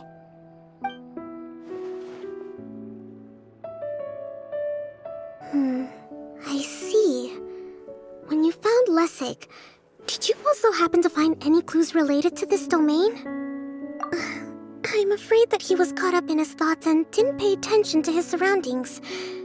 Actually, before the world was flipped upside down, this domain didn't look anything like this. Hey, everyone! Oh, I hope we're not interrupting your conversation. It's alright. You two did a lot today. Care to join me for a cup of tea? Sure!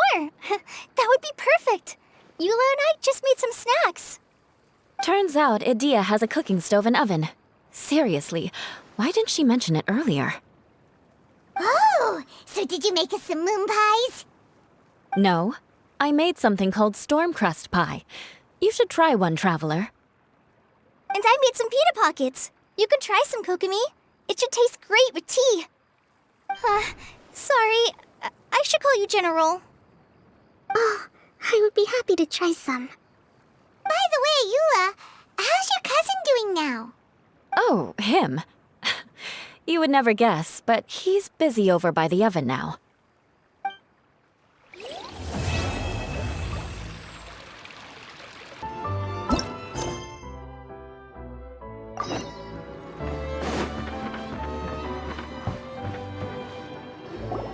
Really?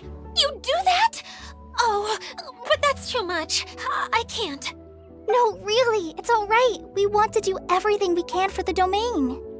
Yes, and to be completely fair, I'm the one who caused this terrible mess in the first place. Oh? What happened? Did Paimon miss something? Hello, you two. Lessig was just telling us what happened. Perhaps you should allow me to explain. I'm afraid it was I who caused all this trouble in the domain. Yes, it was Lessig. To be precise, I saw a most exquisite water orb at the entrance of the domain. It reminded me of an astrolabe my grandfather gave me when I was 7 years old. I was curious if it could rotate, so I reached out and touched it. Little did I know that it was the core of this entire domain. What I mean to say is, I knew something was wrong as soon as the whole place started flipping. It's not just your fault. I failed in my responsibilities as the caretaker here. Oh, I knew I should have put the core somewhere more secure. Oh, you mean the big ball of water at the entrance? Yes, that's the one. Anyway, after giving it some thought, Lessig has offered to perform some more repairs and maintenance to help support the domain. But we were concerned he wouldn't be able to handle it all alone, so Eula and I will also stay here to lend him a hand. But don't be mistaken. I'm not doing this out of the kindness of my heart like Kale. My job is purely to monitor and ensure that Lessig doesn't cause any more trouble here. Oh, sure.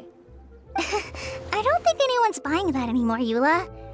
Though I do remember that Amber mentioned we should just nod and agree when you act like this.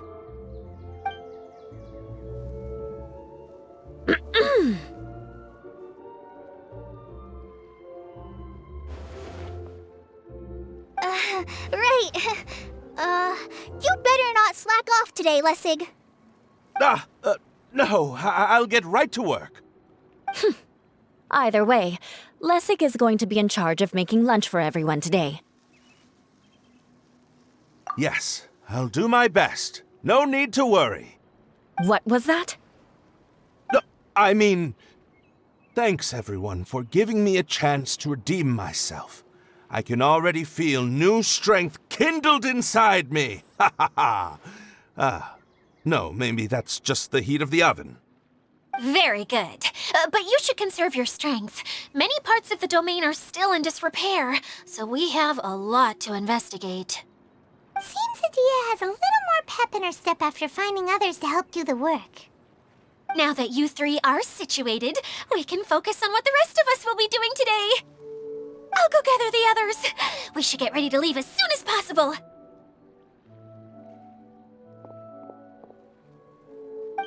And there she goes. At least she seems to be happy. Maybe this is how it feels to be in charge.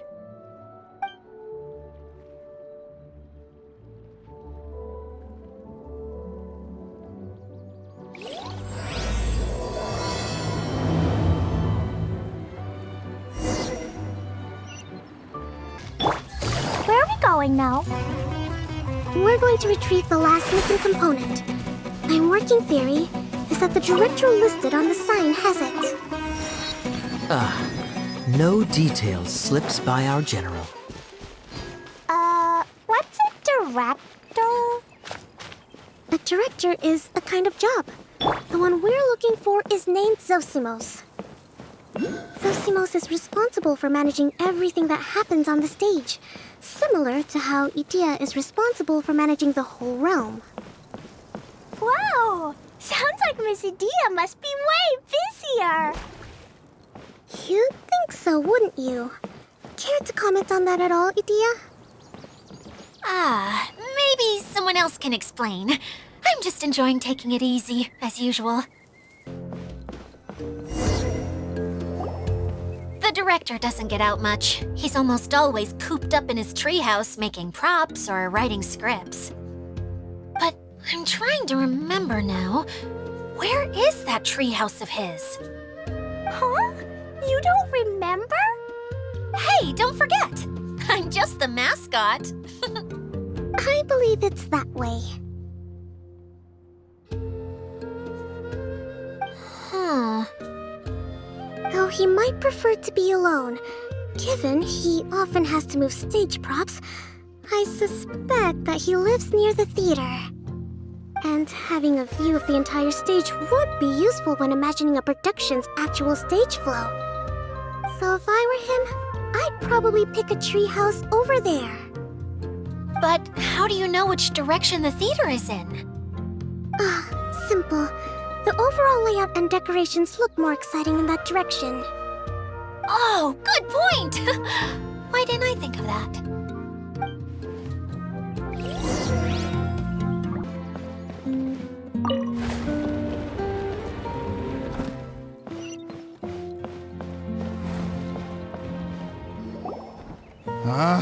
Where did that blasted automation mechanism go? The male actor standees are here, but where are the female ones? Who's that? Idyia? Yes, Sosimos! 'Tis I, Idyia! How's that for a dramatic entrance? This is a surprise. I was sure you'd be... Curled up in a fetal position, crying to yourself? Wow, what a fascinating little creature. Did you just read my mind? The name's Paimon? And no, Paimon's no mind reader. Just call it an educated guess. It seems everyone shares a similar opinion about you, Idyia. I knew from the start that a managerial role wasn't for me. But I found my true calling now. As a mascot! Mascot? Is that a new role? I don't remember casting you for that. Okay, enough about me. I'm just here to introduce you to some new friends of mine. And that's why we came to see you. Well, do you have the component that fell out of the central hub? I do. However, I'm afraid the incident has caused many malfunctions with the stage mechanisms, and I can no longer put on any performances. Okay, so you're holding the component ransom till we help you fix the mechanisms, huh? No, till we fix the stage, surely. I'd have thought he wants us to make some more props, no? Given that some of the standees are missing. Or maybe the component is broken and we need to fix it. You're all forgetting that the majority of his work involves writing scripts. I'll wager that he wants us to edit them. What has gotten into you all? What sort of person do you take me for, The component is safe and sound. I can give it to you now if you'd like. Although I was hoping that maybe you might be willing to help rescue my show? You're a big group. I have lots of roles to fill. It would really speed up the casting. A show?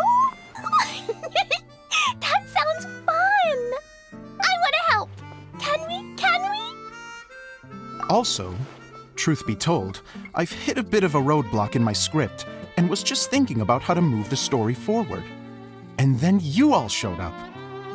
Suddenly, I got my muse back. I don't know how to explain it, but something about seeing all of you finally helped me figure out how to continue my script. Huh? You mean that story you've been stuck on forever? Are you serious? You really think you can finish it now? Yes, really. Just give me a little time, and I'll write it all up. In the meantime, I'll leave things to you, Idyia. Whoa! And he's off to write the script. So Zosimos has always wanted to write an epic story about a thief and a mage. Apparently, he got the idea from some rumors that were swirling around, but he only got as far as writing the intro before writer's block set in. Why don't you all take some time for yourselves while I see what I can do? We'll reconvene after the director finishes his script.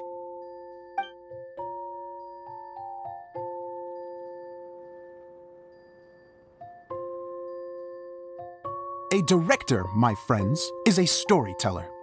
And the key ingredient to every good story is inspiration. The moment I laid eyes on General Sangonomiya, inspiration hit me for a brand new character. The heroine was the missing piece of the puzzle. The rest of the story flowed naturally from there, and now it's finished. So please, take a look through your scripts, and we will tell this story together.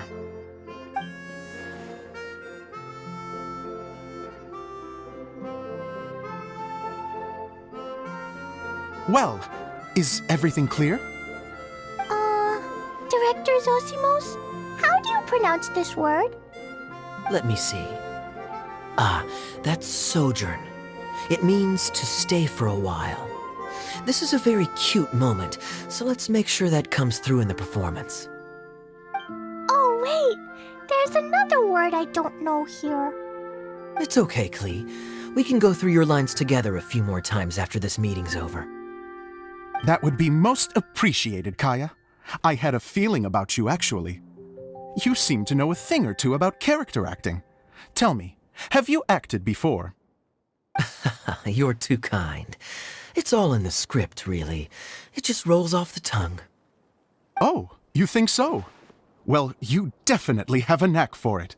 I've actually been looking out for someone with your talent. If I make it as a big-time director, then I can see us working together for the long term. Be sure to stay in touch, okay? You and I are gonna go places. What can I say? Sounds good to me. Great. Fantastic. Now then, please go through your scripts one more time. But don't just read the words. Remember my notes, and really let the character inhabit you. I need to have a look at the stage, so I'll leave you to it. If you need me for anything, I'll be in the big theater right in the center of this area. Wonder what the theaters are like here. Let's go check it out while everyone's still getting ready.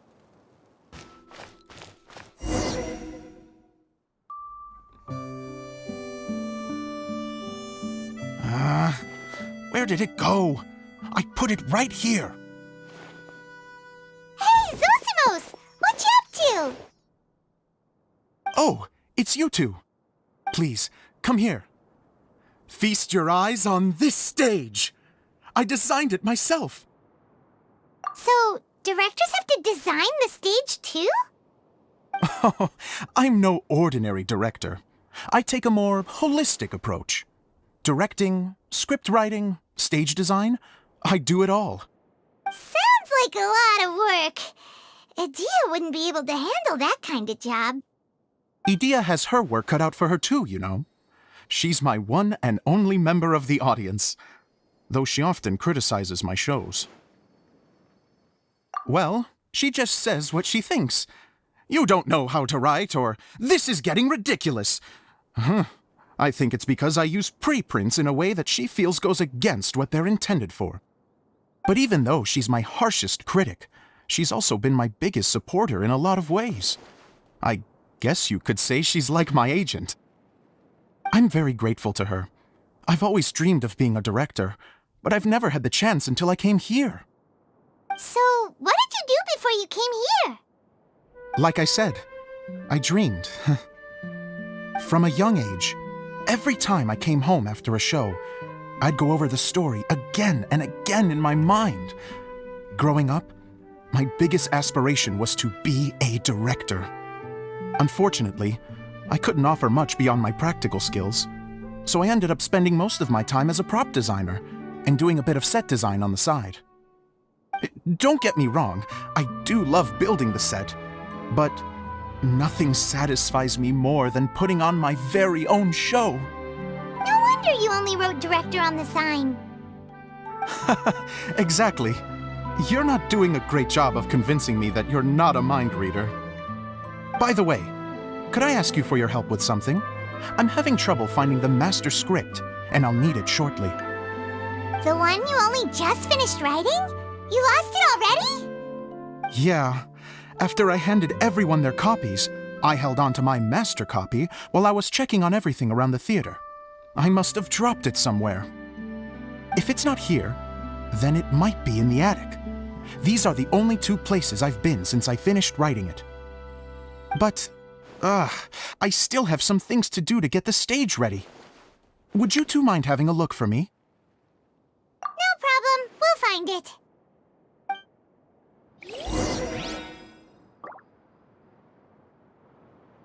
The thicket board's mechanism should be functioning. Let's see. There's the lights. Oh, and the microphones.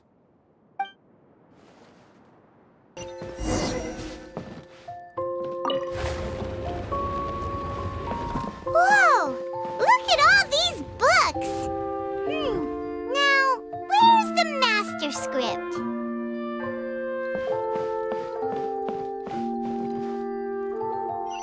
Oh, it sounds like a water droplet is on the second floor! Let's go have a look!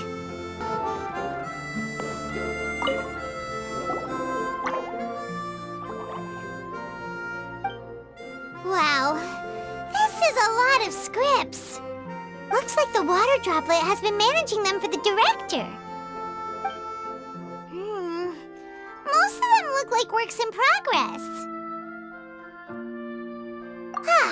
Then it should be the one that's finished. Okay, let's look for the thickest one and then check the ending. This is the only script that fits the bill. Plus, it looks pretty new. This must be the master script. Let's go give it to Director Zosimos. Zosimos, we got your script! Thank you. That's a huge help. I'm running out of time here. There's no way I'll be able to fix everything up perfectly. We may just have to wing it. Anyway, the stage is secondary. The performance is what really matters. Things can always go wrong on stage, but as long as the show goes on, it should be fine. You don't sound very confident in what you're saying. It's true. I realize now that a show is the art of the unknown. Even if you have the same actors performing on the same stage, the performance will be slightly different every time. Those subtle differences are what make each performance special. Okay. One last request. Traveler, you can enter the preprints, yes? The truth is that my sets are composed entirely of preprints. First, I use materials to make the objects. Then I take those objects and turn them into the preprint. Now, of course, preprints are really meant for making objects to furnish the domain. So using objects to create preprints is, strictly speaking, the reverse of what this is intended for. But Idyia said that if this is what I really want to do, she's not going to stand in my way. So that's what you meant earlier. Okay, well, what do you need us to do? I'd like the Traveler to go into the preprint set and help move props around during the performance. The reason is, Oh,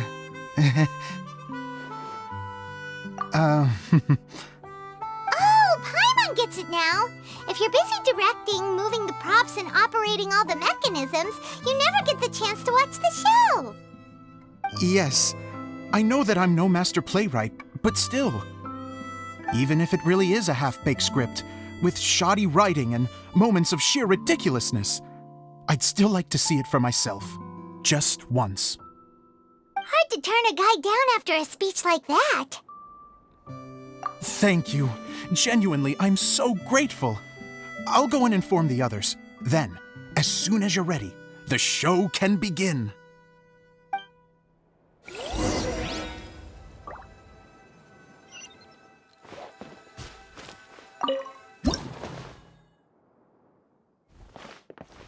Long, long ago, there was a great thief. He lived in a land where the light did not shine, where all suffered in the darkness. People call me? Sorry, Kaya. Directly into the microphone, please. Otherwise your voice'll, you know. Okay. They call me the Dagger Bandit, but no one sees that I rob the rich and give to the poor. Here in the dark, evildoers run rampant in the shadows, while the good, honest folk stumble blindly on, just trying to find a way through.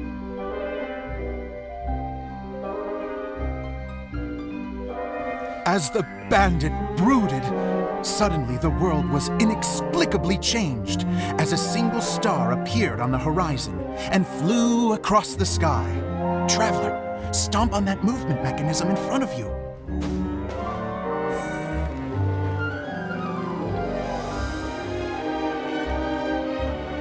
Light.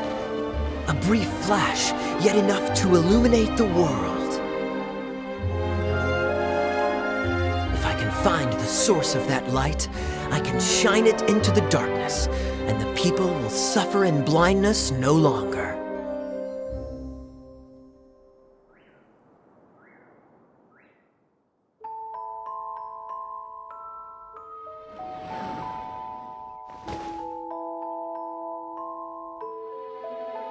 Without a moment to spare, he set off to follow the star's course. All the while, the star kept moving through the sky.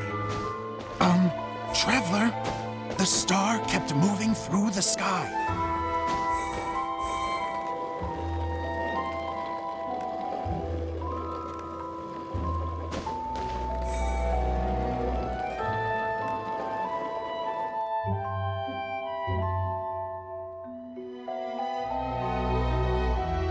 Looks like I have to go through the desert. This could get dangerous.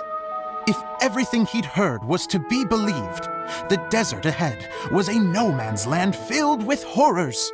Worse still, the star had landed in the most difficult-to-reach location, surrounded by sheer cliffs, but he was determined to press onward. I've come this far, and I'm not about to turn back now.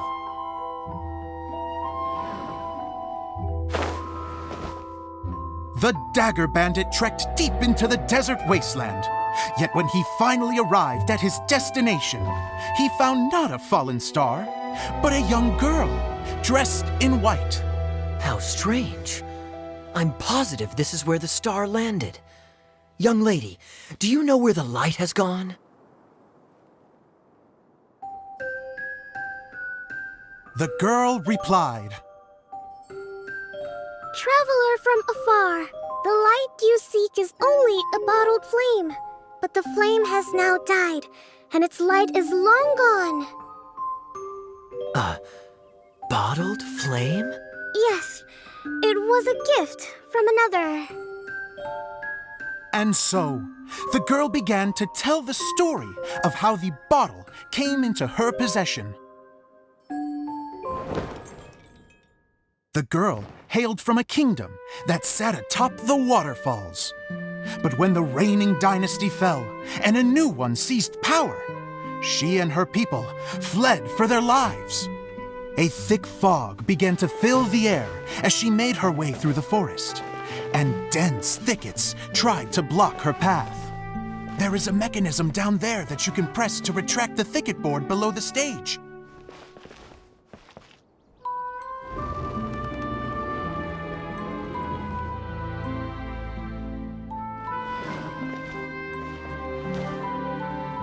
If I only had a lamp to guide me through this wretched forest, then I could survive. With scratches covering her arms and legs, the girl pressed through the pain and made her way forward. The road ahead was arduous, but she was determined to press onward. I've come this far, and I'm not about to turn back now.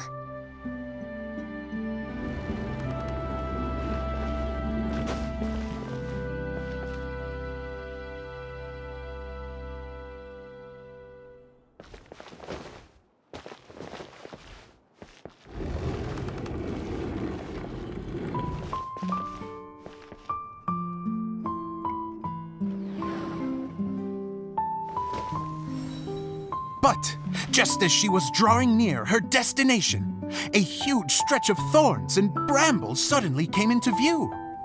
Despair set in and began to weigh on her heart. If only someone could help me, I would give anything in return. The girl's heartfelt wish in her moment of desperation did not go unheard. Wait! There's no mechanism for the final thicket! Ugh, I must have forgotten to check those boards. According to the story, those thickets should be gone from the stage now, right? Yes, total oversight on my part. Ugh, what a pain. I can help! Traveler, catch!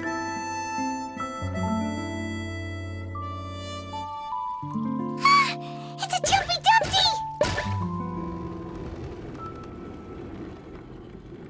The girl's heartfelt wish did not go unheard, for a Jumpy Dumpty, who was passing by, helped to clear a path for her. Oh, thank you, Jumpy Dumpty. And so the girl continued her journey deeper into the forest. But what she found there was not a lamp, but a mage glowing with fire. So, just to clarify, it was supposed to be the mage who helped burn a path through the thicket. Save it for the end, man! The mage took pity on the girl and handed her a bottle. Then, the mage began to tell the story of how the bottle came into her possession. The fiery mage had an adventurous spirit and enjoyed taking long journeys. On one such journey, while taking rest in an oasis, she found a beautiful bottle by a crescent-shaped lake. Klee, quick, get in the light. She was an extraordinary mage with the power to grant people their wishes. She turned the bottle into a thing of equally extraordinary power. But the only place that it could make wishes come true was inside of the bottle. Oh me, oh my, look at this wonderful bottle of mine. It could make a fine toy. But better still, a sojourner's home. The fiery mage blew into the bottle, allowing it to grant one single wish outside its glass walls. Am I supposed to blow into it? Wow, it lit up! A flame was kindled within the bottle, and it began to glow a fiery red, just like the mage herself.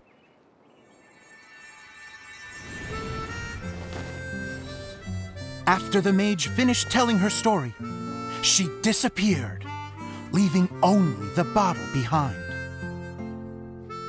A magic bottle that can grant wishes. Then I wish to leave this place and go somewhere where no one will ever find me again. And then?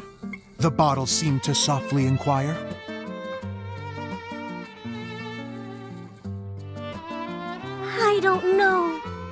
The flame in the bottle faded as the girl's single wish was granted, and she found herself in the middle of the desert, far away, where no one could ever find her.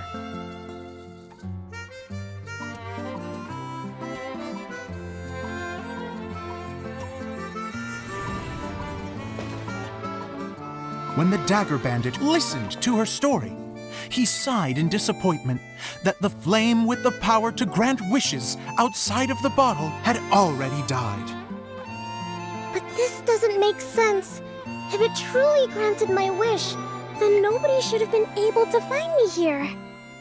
Maybe they shouldn't. The desert is difficult and dangerous to navigate, but I was determined to make it, no matter what. Then take this bottle with you for your trouble. It may be able to grant you your wish, though sadly, only within the confines of the bottle itself. All I wish for is light. Honoring the bandit's request, the girl wished for light inside the bottle, and sure enough, it lit up. They found that while the light was only generated within, it could nonetheless shine through the glass and reach anywhere in the outside world. Even though it doesn't burn as brilliantly as the light that shone before, this is still an extraordinary light. What will you do after I take the bottle? I don't know. Well, then maybe you should come back with me. With no reason to refuse, the girl accompanied the Dagger Bandit back to the land where the light did not shine. They brought light to that place, and the darkness was dispersed, and they lived happily ever after.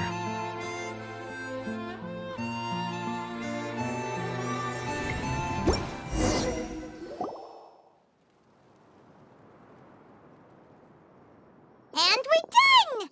Seems the show went pretty well.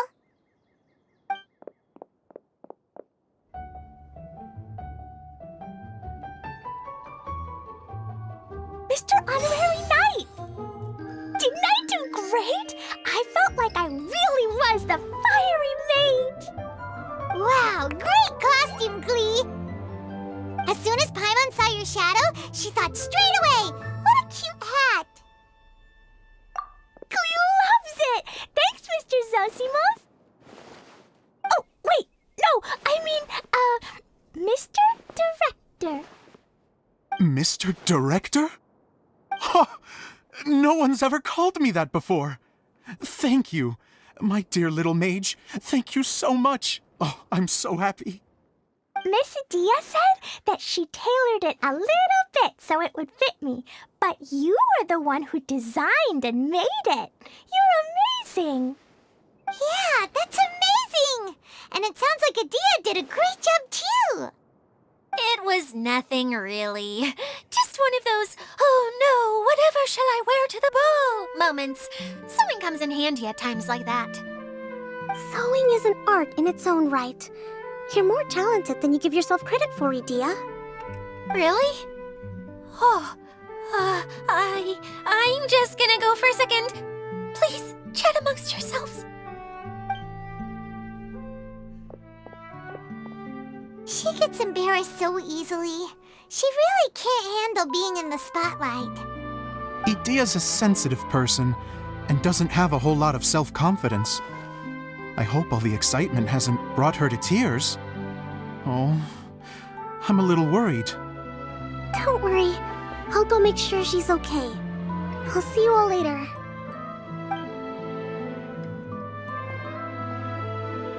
So, what did you all think of the play? Any thoughts? Huh? Uh-oh, time to get serious. Now, are you sure you want to hear what we really think? Oh, absolutely. I had the courage to ask, didn't I? So, don't mince your words. Go ahead. Speak your mind. I can take it. Okay, Paimon will go first. So, the dialogue at the beginning was pretty good, but it ran out of steam as the story went on. Paimon could tell that you ran out of inspiration somewhere along the way. The characters were honestly a little bit ridiculous. Paimon didn't get what you were trying to do. The moment anyone started to show any kind of substance, suddenly the scene was over. Yes, all very good points, Paimon. I would add that in its attempt to pay tribute to the series 1,000 Nights, all semblance of a coherent was sacrificed. Plus, I do have to penalize you for the issues with the props. Miss Idyia, what are you doing back here? Oh, you know, I return like the tide when people start discussing something important. Huh. Especially when it has to do with criticizing my show. Mm-hmm. But there was one thing I liked about it. Just one, mind you. The story had a good ending. You think so? I thought I was letting him off lightly. Idyia, could I borrow you for a moment? Oh, sure. Excuse me for a moment. Back to you, Paimon. Keep up the good criticism. Okay, in that case, Paimon did have one other complaint. Let's hear it. Taking criticism on the chin is all part of being a director. The ending was all wrong. The girl's motives were clear and simple the whole way through. It was kind of jarring when all she had to say was, I don't know. And doesn't anyone else find it weird how her whole community was on the run, but she was only looking out for herself the whole time? I'm fine. I'm not going to improve without feedback. I also learned a lot this time with the chance to be off stage. To be honest, it was a dream come true. What a great attitude! You don't seem upset at all by our comments. I wouldn't say I'm completely unaffected, but you're only speaking the truth. They're all very valid points. Still, now that Paimon thinks about it, you did finish the script in a bit of a rush. Maybe we were being a little too hard on you. That's perfectly fine. Nothing is as important to me as my work on the stage. We all use our imaginations when we're kids, right? I used to play with dolls and my own cardboard cutouts by the light of an oil lamp. The shadows would come to life and dance on the walls. I never got tired of it. Fast forward to now, and in many ways, I'm still that same little kid, lying on his bed, making sound effects. And I get the same joy from running a show now as I did in my little bedroom theater. Of course, a director can accomplish nothing without a cast and crew. So on that note, I want you to all know that I am eternally grateful to each and every one of you. Hey, don't mention it! We had a blast! Okay, here, take this. Your component, as promised. It's the bottle from the show! The one that lit up when I blew into it. That's right. Can you guess the secret behind why it lights up? Oh, maybe there's an invisible fairy inside that opens its eyes when you blow into it. Bingo! You guessed it. That should do the trick. Oh, wait, this needs tightening up a little. Hold on, this will only take a second.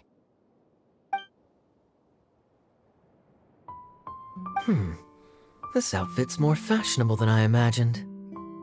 Excuse me, everyone. Do you have a moment? Especially you, Zosimos. Idyia wants to do a little something for you. She says it'll be a dream come true. A dream come true? Yes. She said that as useless as she is, she wants to do something for you as the first person to have heard of your dream of being a director.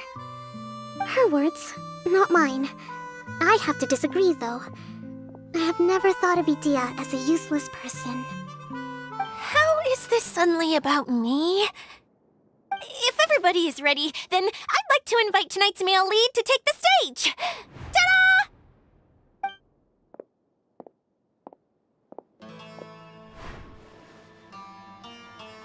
Wow! Cool! Kaya's turned into the real Dagger Bandit! How is me changing outfits supposed to make the director's day? It's just a prototype costume. Is he that easy to please? Don't be silly. If I know our director, nothing will make him happier than to see his ideas brought to life by the right actor. Well, then I'm happy to oblige. Who am I to argue with the star of the show? Zosimos drew up countless designs and made a few prototypes before landing on this one. It just needed some tailoring to fit properly, so I made a few stitches here and there. I hope the result isn't a disappointment. Oh, it's perfect. Idyia, I'm... Oh, I'm so touched. Thank you all. You've made me happier than I ever thought I could be.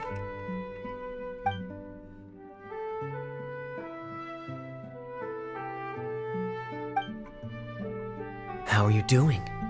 Recovered? Oh, I'm good. Thank you again, Idyia. Oh, please, don't mention it. Well, now that we have the final component, it's time to say goodbye for now. Let's head to the core of the Veluriyam Mirage and get this place fixed up. Can I keep wearing my costume? Please do, by all means. Both of you can keep your costumes. It seems only fair. Yay! Kaya, keep wearing yours too. It looks amazing. I agree with our mage. I'm sure it's not every day you get to play such an unforgettable character. Sure. I think I can be a bandit for a little longer. Bye-bye, Mr. Director. Take care, my dear friends.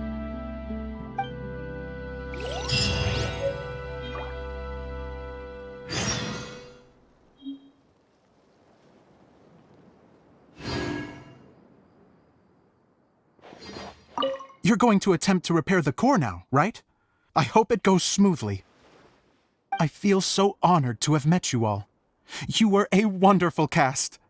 Thank you once again. I'm so grateful for everything you have done for me.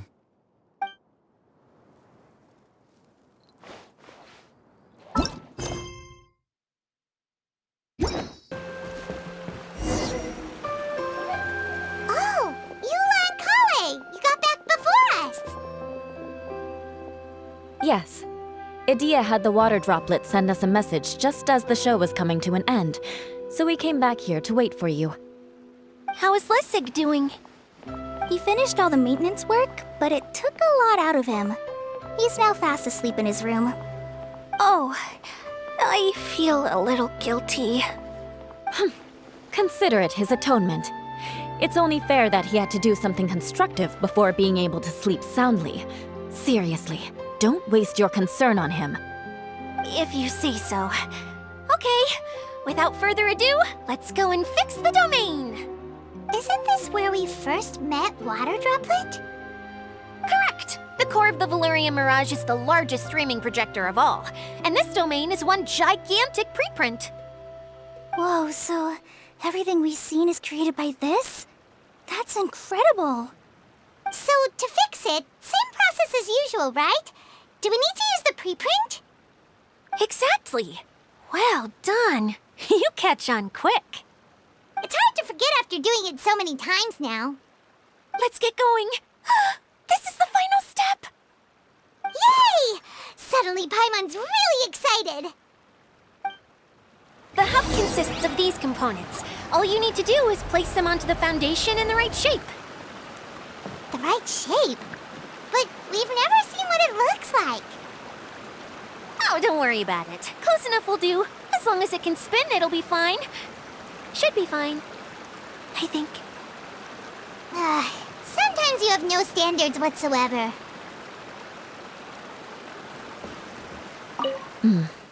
I guess it'll be time for us to leave once this is fixed.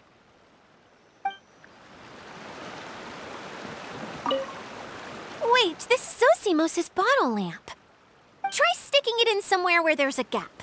And maybe on the right.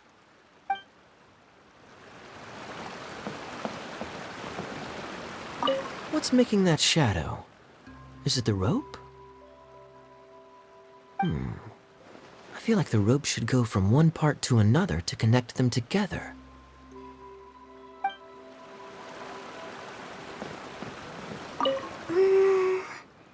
If I remember correctly, I think there's supposed to be a small cog on the right-hand side. So maybe that's the candy box.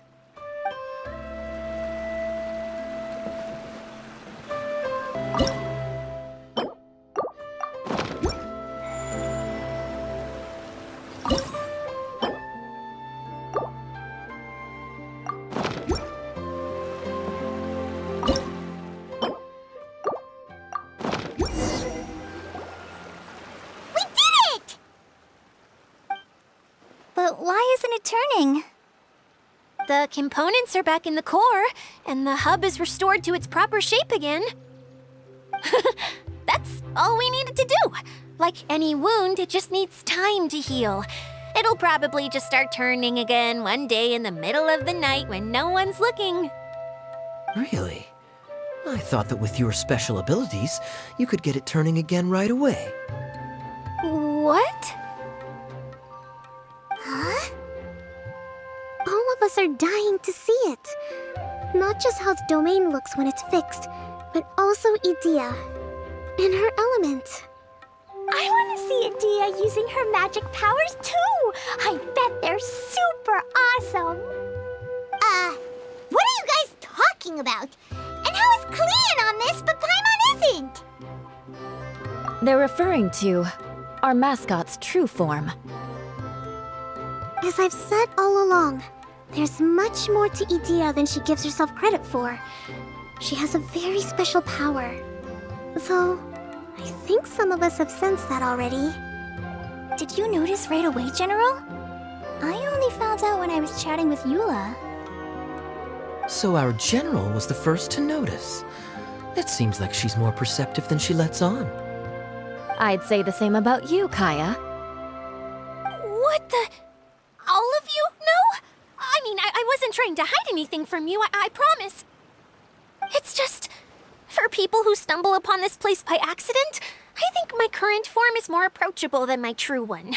I don't want people to get scared when they see me. What? What is it? And whatever it is, how the heck does everyone know about it?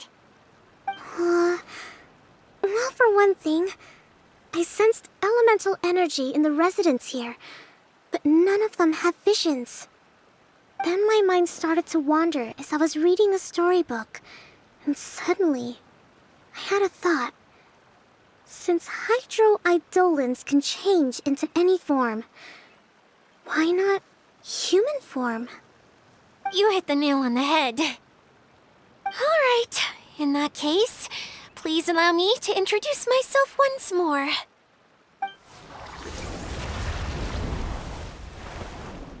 I am an Oceanid who was exiled here when the former Hydro Archon passed away. My name is Idyia. Wow, Idyia! You're so pretty! Now that I'm in my true form, I suddenly feel a little embarrassed talking to you all. You look stunning. You should be flaunting this look at every opportunity.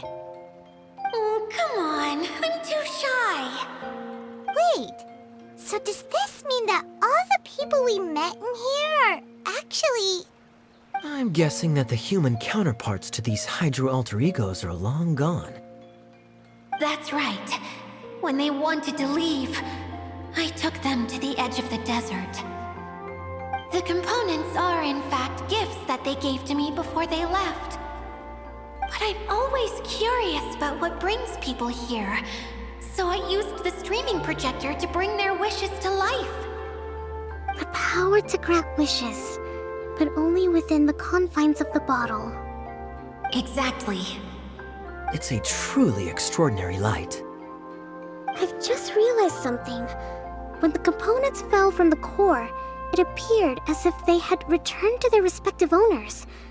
But actually, it was after the components landed where they did that their owners and the things associated with them arose around them to form the different zones.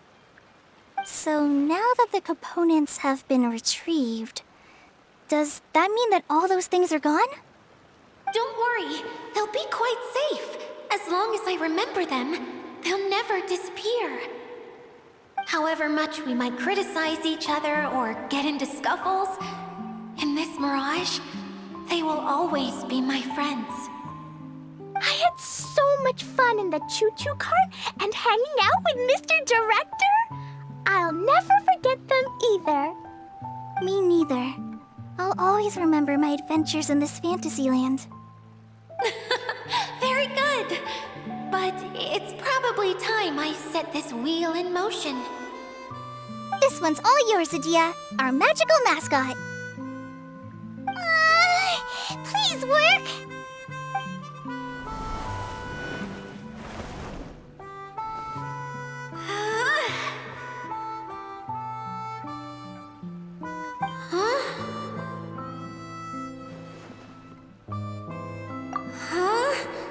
That's strange. Nothing happened. Has it lost some power because of the incident? Oh, crumbs. Not now. Not right off the back of everyone putting me on a pedestal and me acting like this is going to be my big moment. Oh. Someone get me a bottle. I'm hiding myself away. See you in 100 years. You're already in a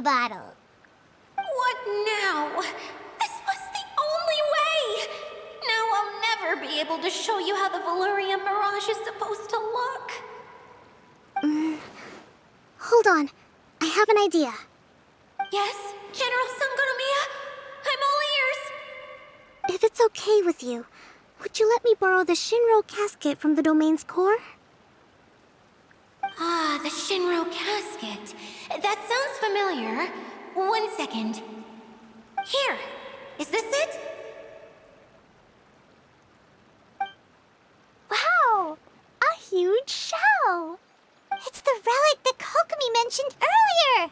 So this is where it's been hiding! It was once a ritual vessel used for making offerings in the Moon Shrine. It's made from the remains of a yokai called the Shinkiro, and it can listen to the wishes of those who come to pray to build up Shinki, which gives it its power. Several centuries ago, the relic was lost when the last prefect of Yashiori died in battle. Its final resting place was unknown. The pearl that goes with it should be able to sense the casket's location. But when, unbeknownst to anyone at the time, the casket disappeared inside the core of the Veluriyam Mirage, the pearl's light died out. Huh? How come? Well, imagine it was a sound instead of light. If the room is too big, you can't hear anything from outside the door, can you? Oh, I get it now. The shell must have been having too much fun one day and got locked in the solitary confinement room. I understand now, too. The core has been wearing out recently. That's why you were able to follow the pearl all the way here. To get back to the story, without the offerings at the shrine, this vessel quickly loses its power. Yet countless people who have visited this domain brought their wishes with them and left a small piece of themselves behind along with their gifts. These have the same effect as the offerings at the shrine.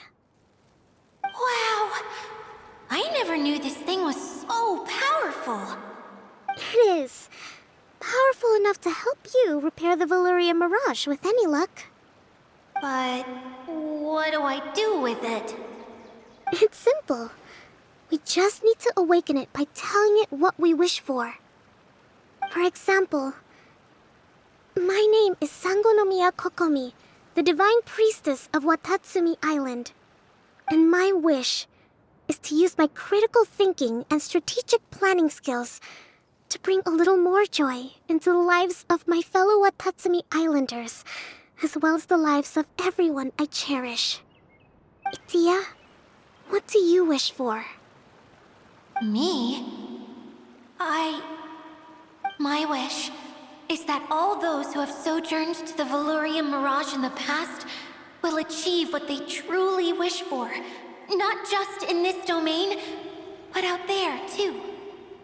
Even though I know full well that trying to build a railway in the outside world is just a pipe dream, and that Maimuna will probably just go back to being a scholar. And I know that Zosimos has a lot of improving to do as a playwright. It's going to be tough for him back in Fontaine. Chasing your dreams is hard work. Despite all of that, I still hope that somehow, someday, they will achieve their dreams.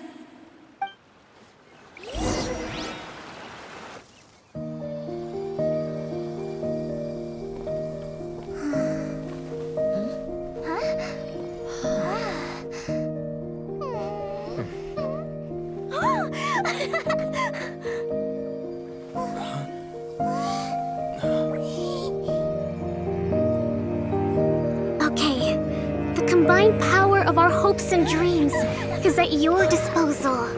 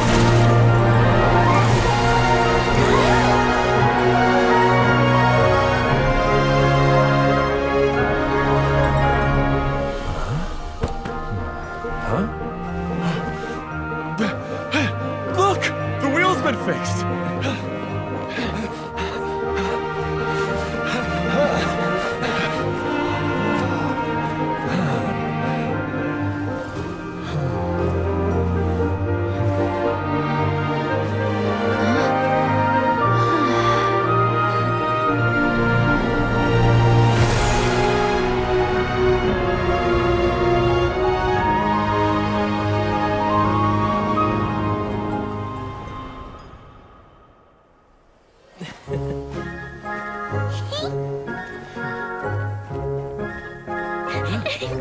on, hurry!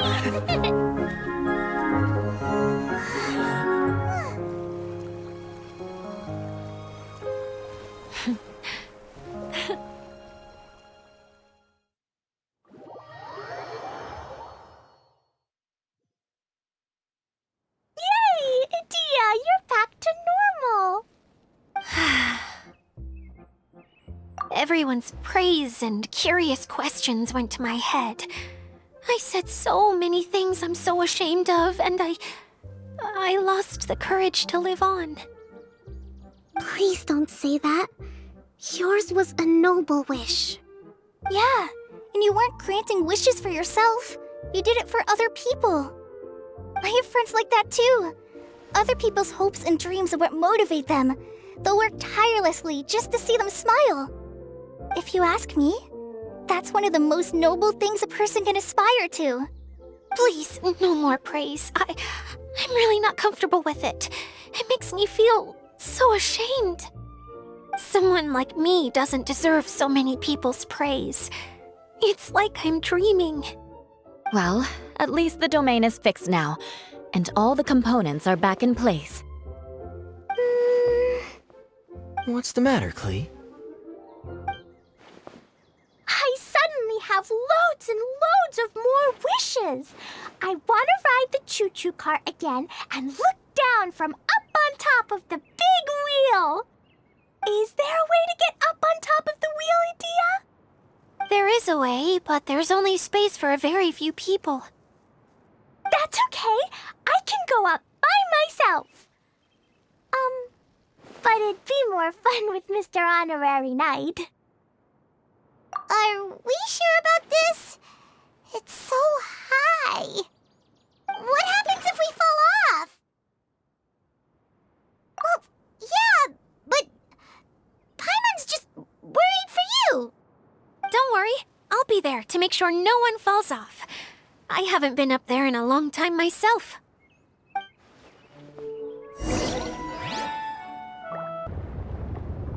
Wow! So high! I can see everything! Idyia, next time you need to bring Kaya and the others up here. Sure thing.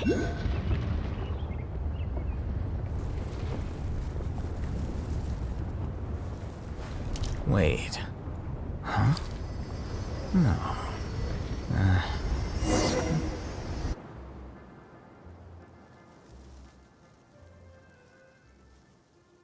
Whenever people have to leave this domain, I like to come up here and spend some time alone after I've seen them out. They're always overjoyed when they first arrive and start bringing their imaginations to life. But once they realize that they can't take anything home with them, they get upset. Some of them can't bear to leave. Others regret ever setting foot in this place. Do you ever get sad, Idyia? I feel lonely at times, but not sad. A lot of people destroy everything they created before leaving, but some don't, like the residents you met. Before they left, they asked me to make replicas of themselves using hydro-eidolons. Then they tasked these replicas with maintaining everything they built here, as if this was their way of keeping their dreams alive. That's beautiful. Yeah, I don't know how they're faring in the outside world, but just the thought that one day they might achieve their dreams and live on the outside just as their counterparts do in here, that's enough to make me happy. It feels like I'm here waiting for them in the future, where they've achieved everything they wanted. Really?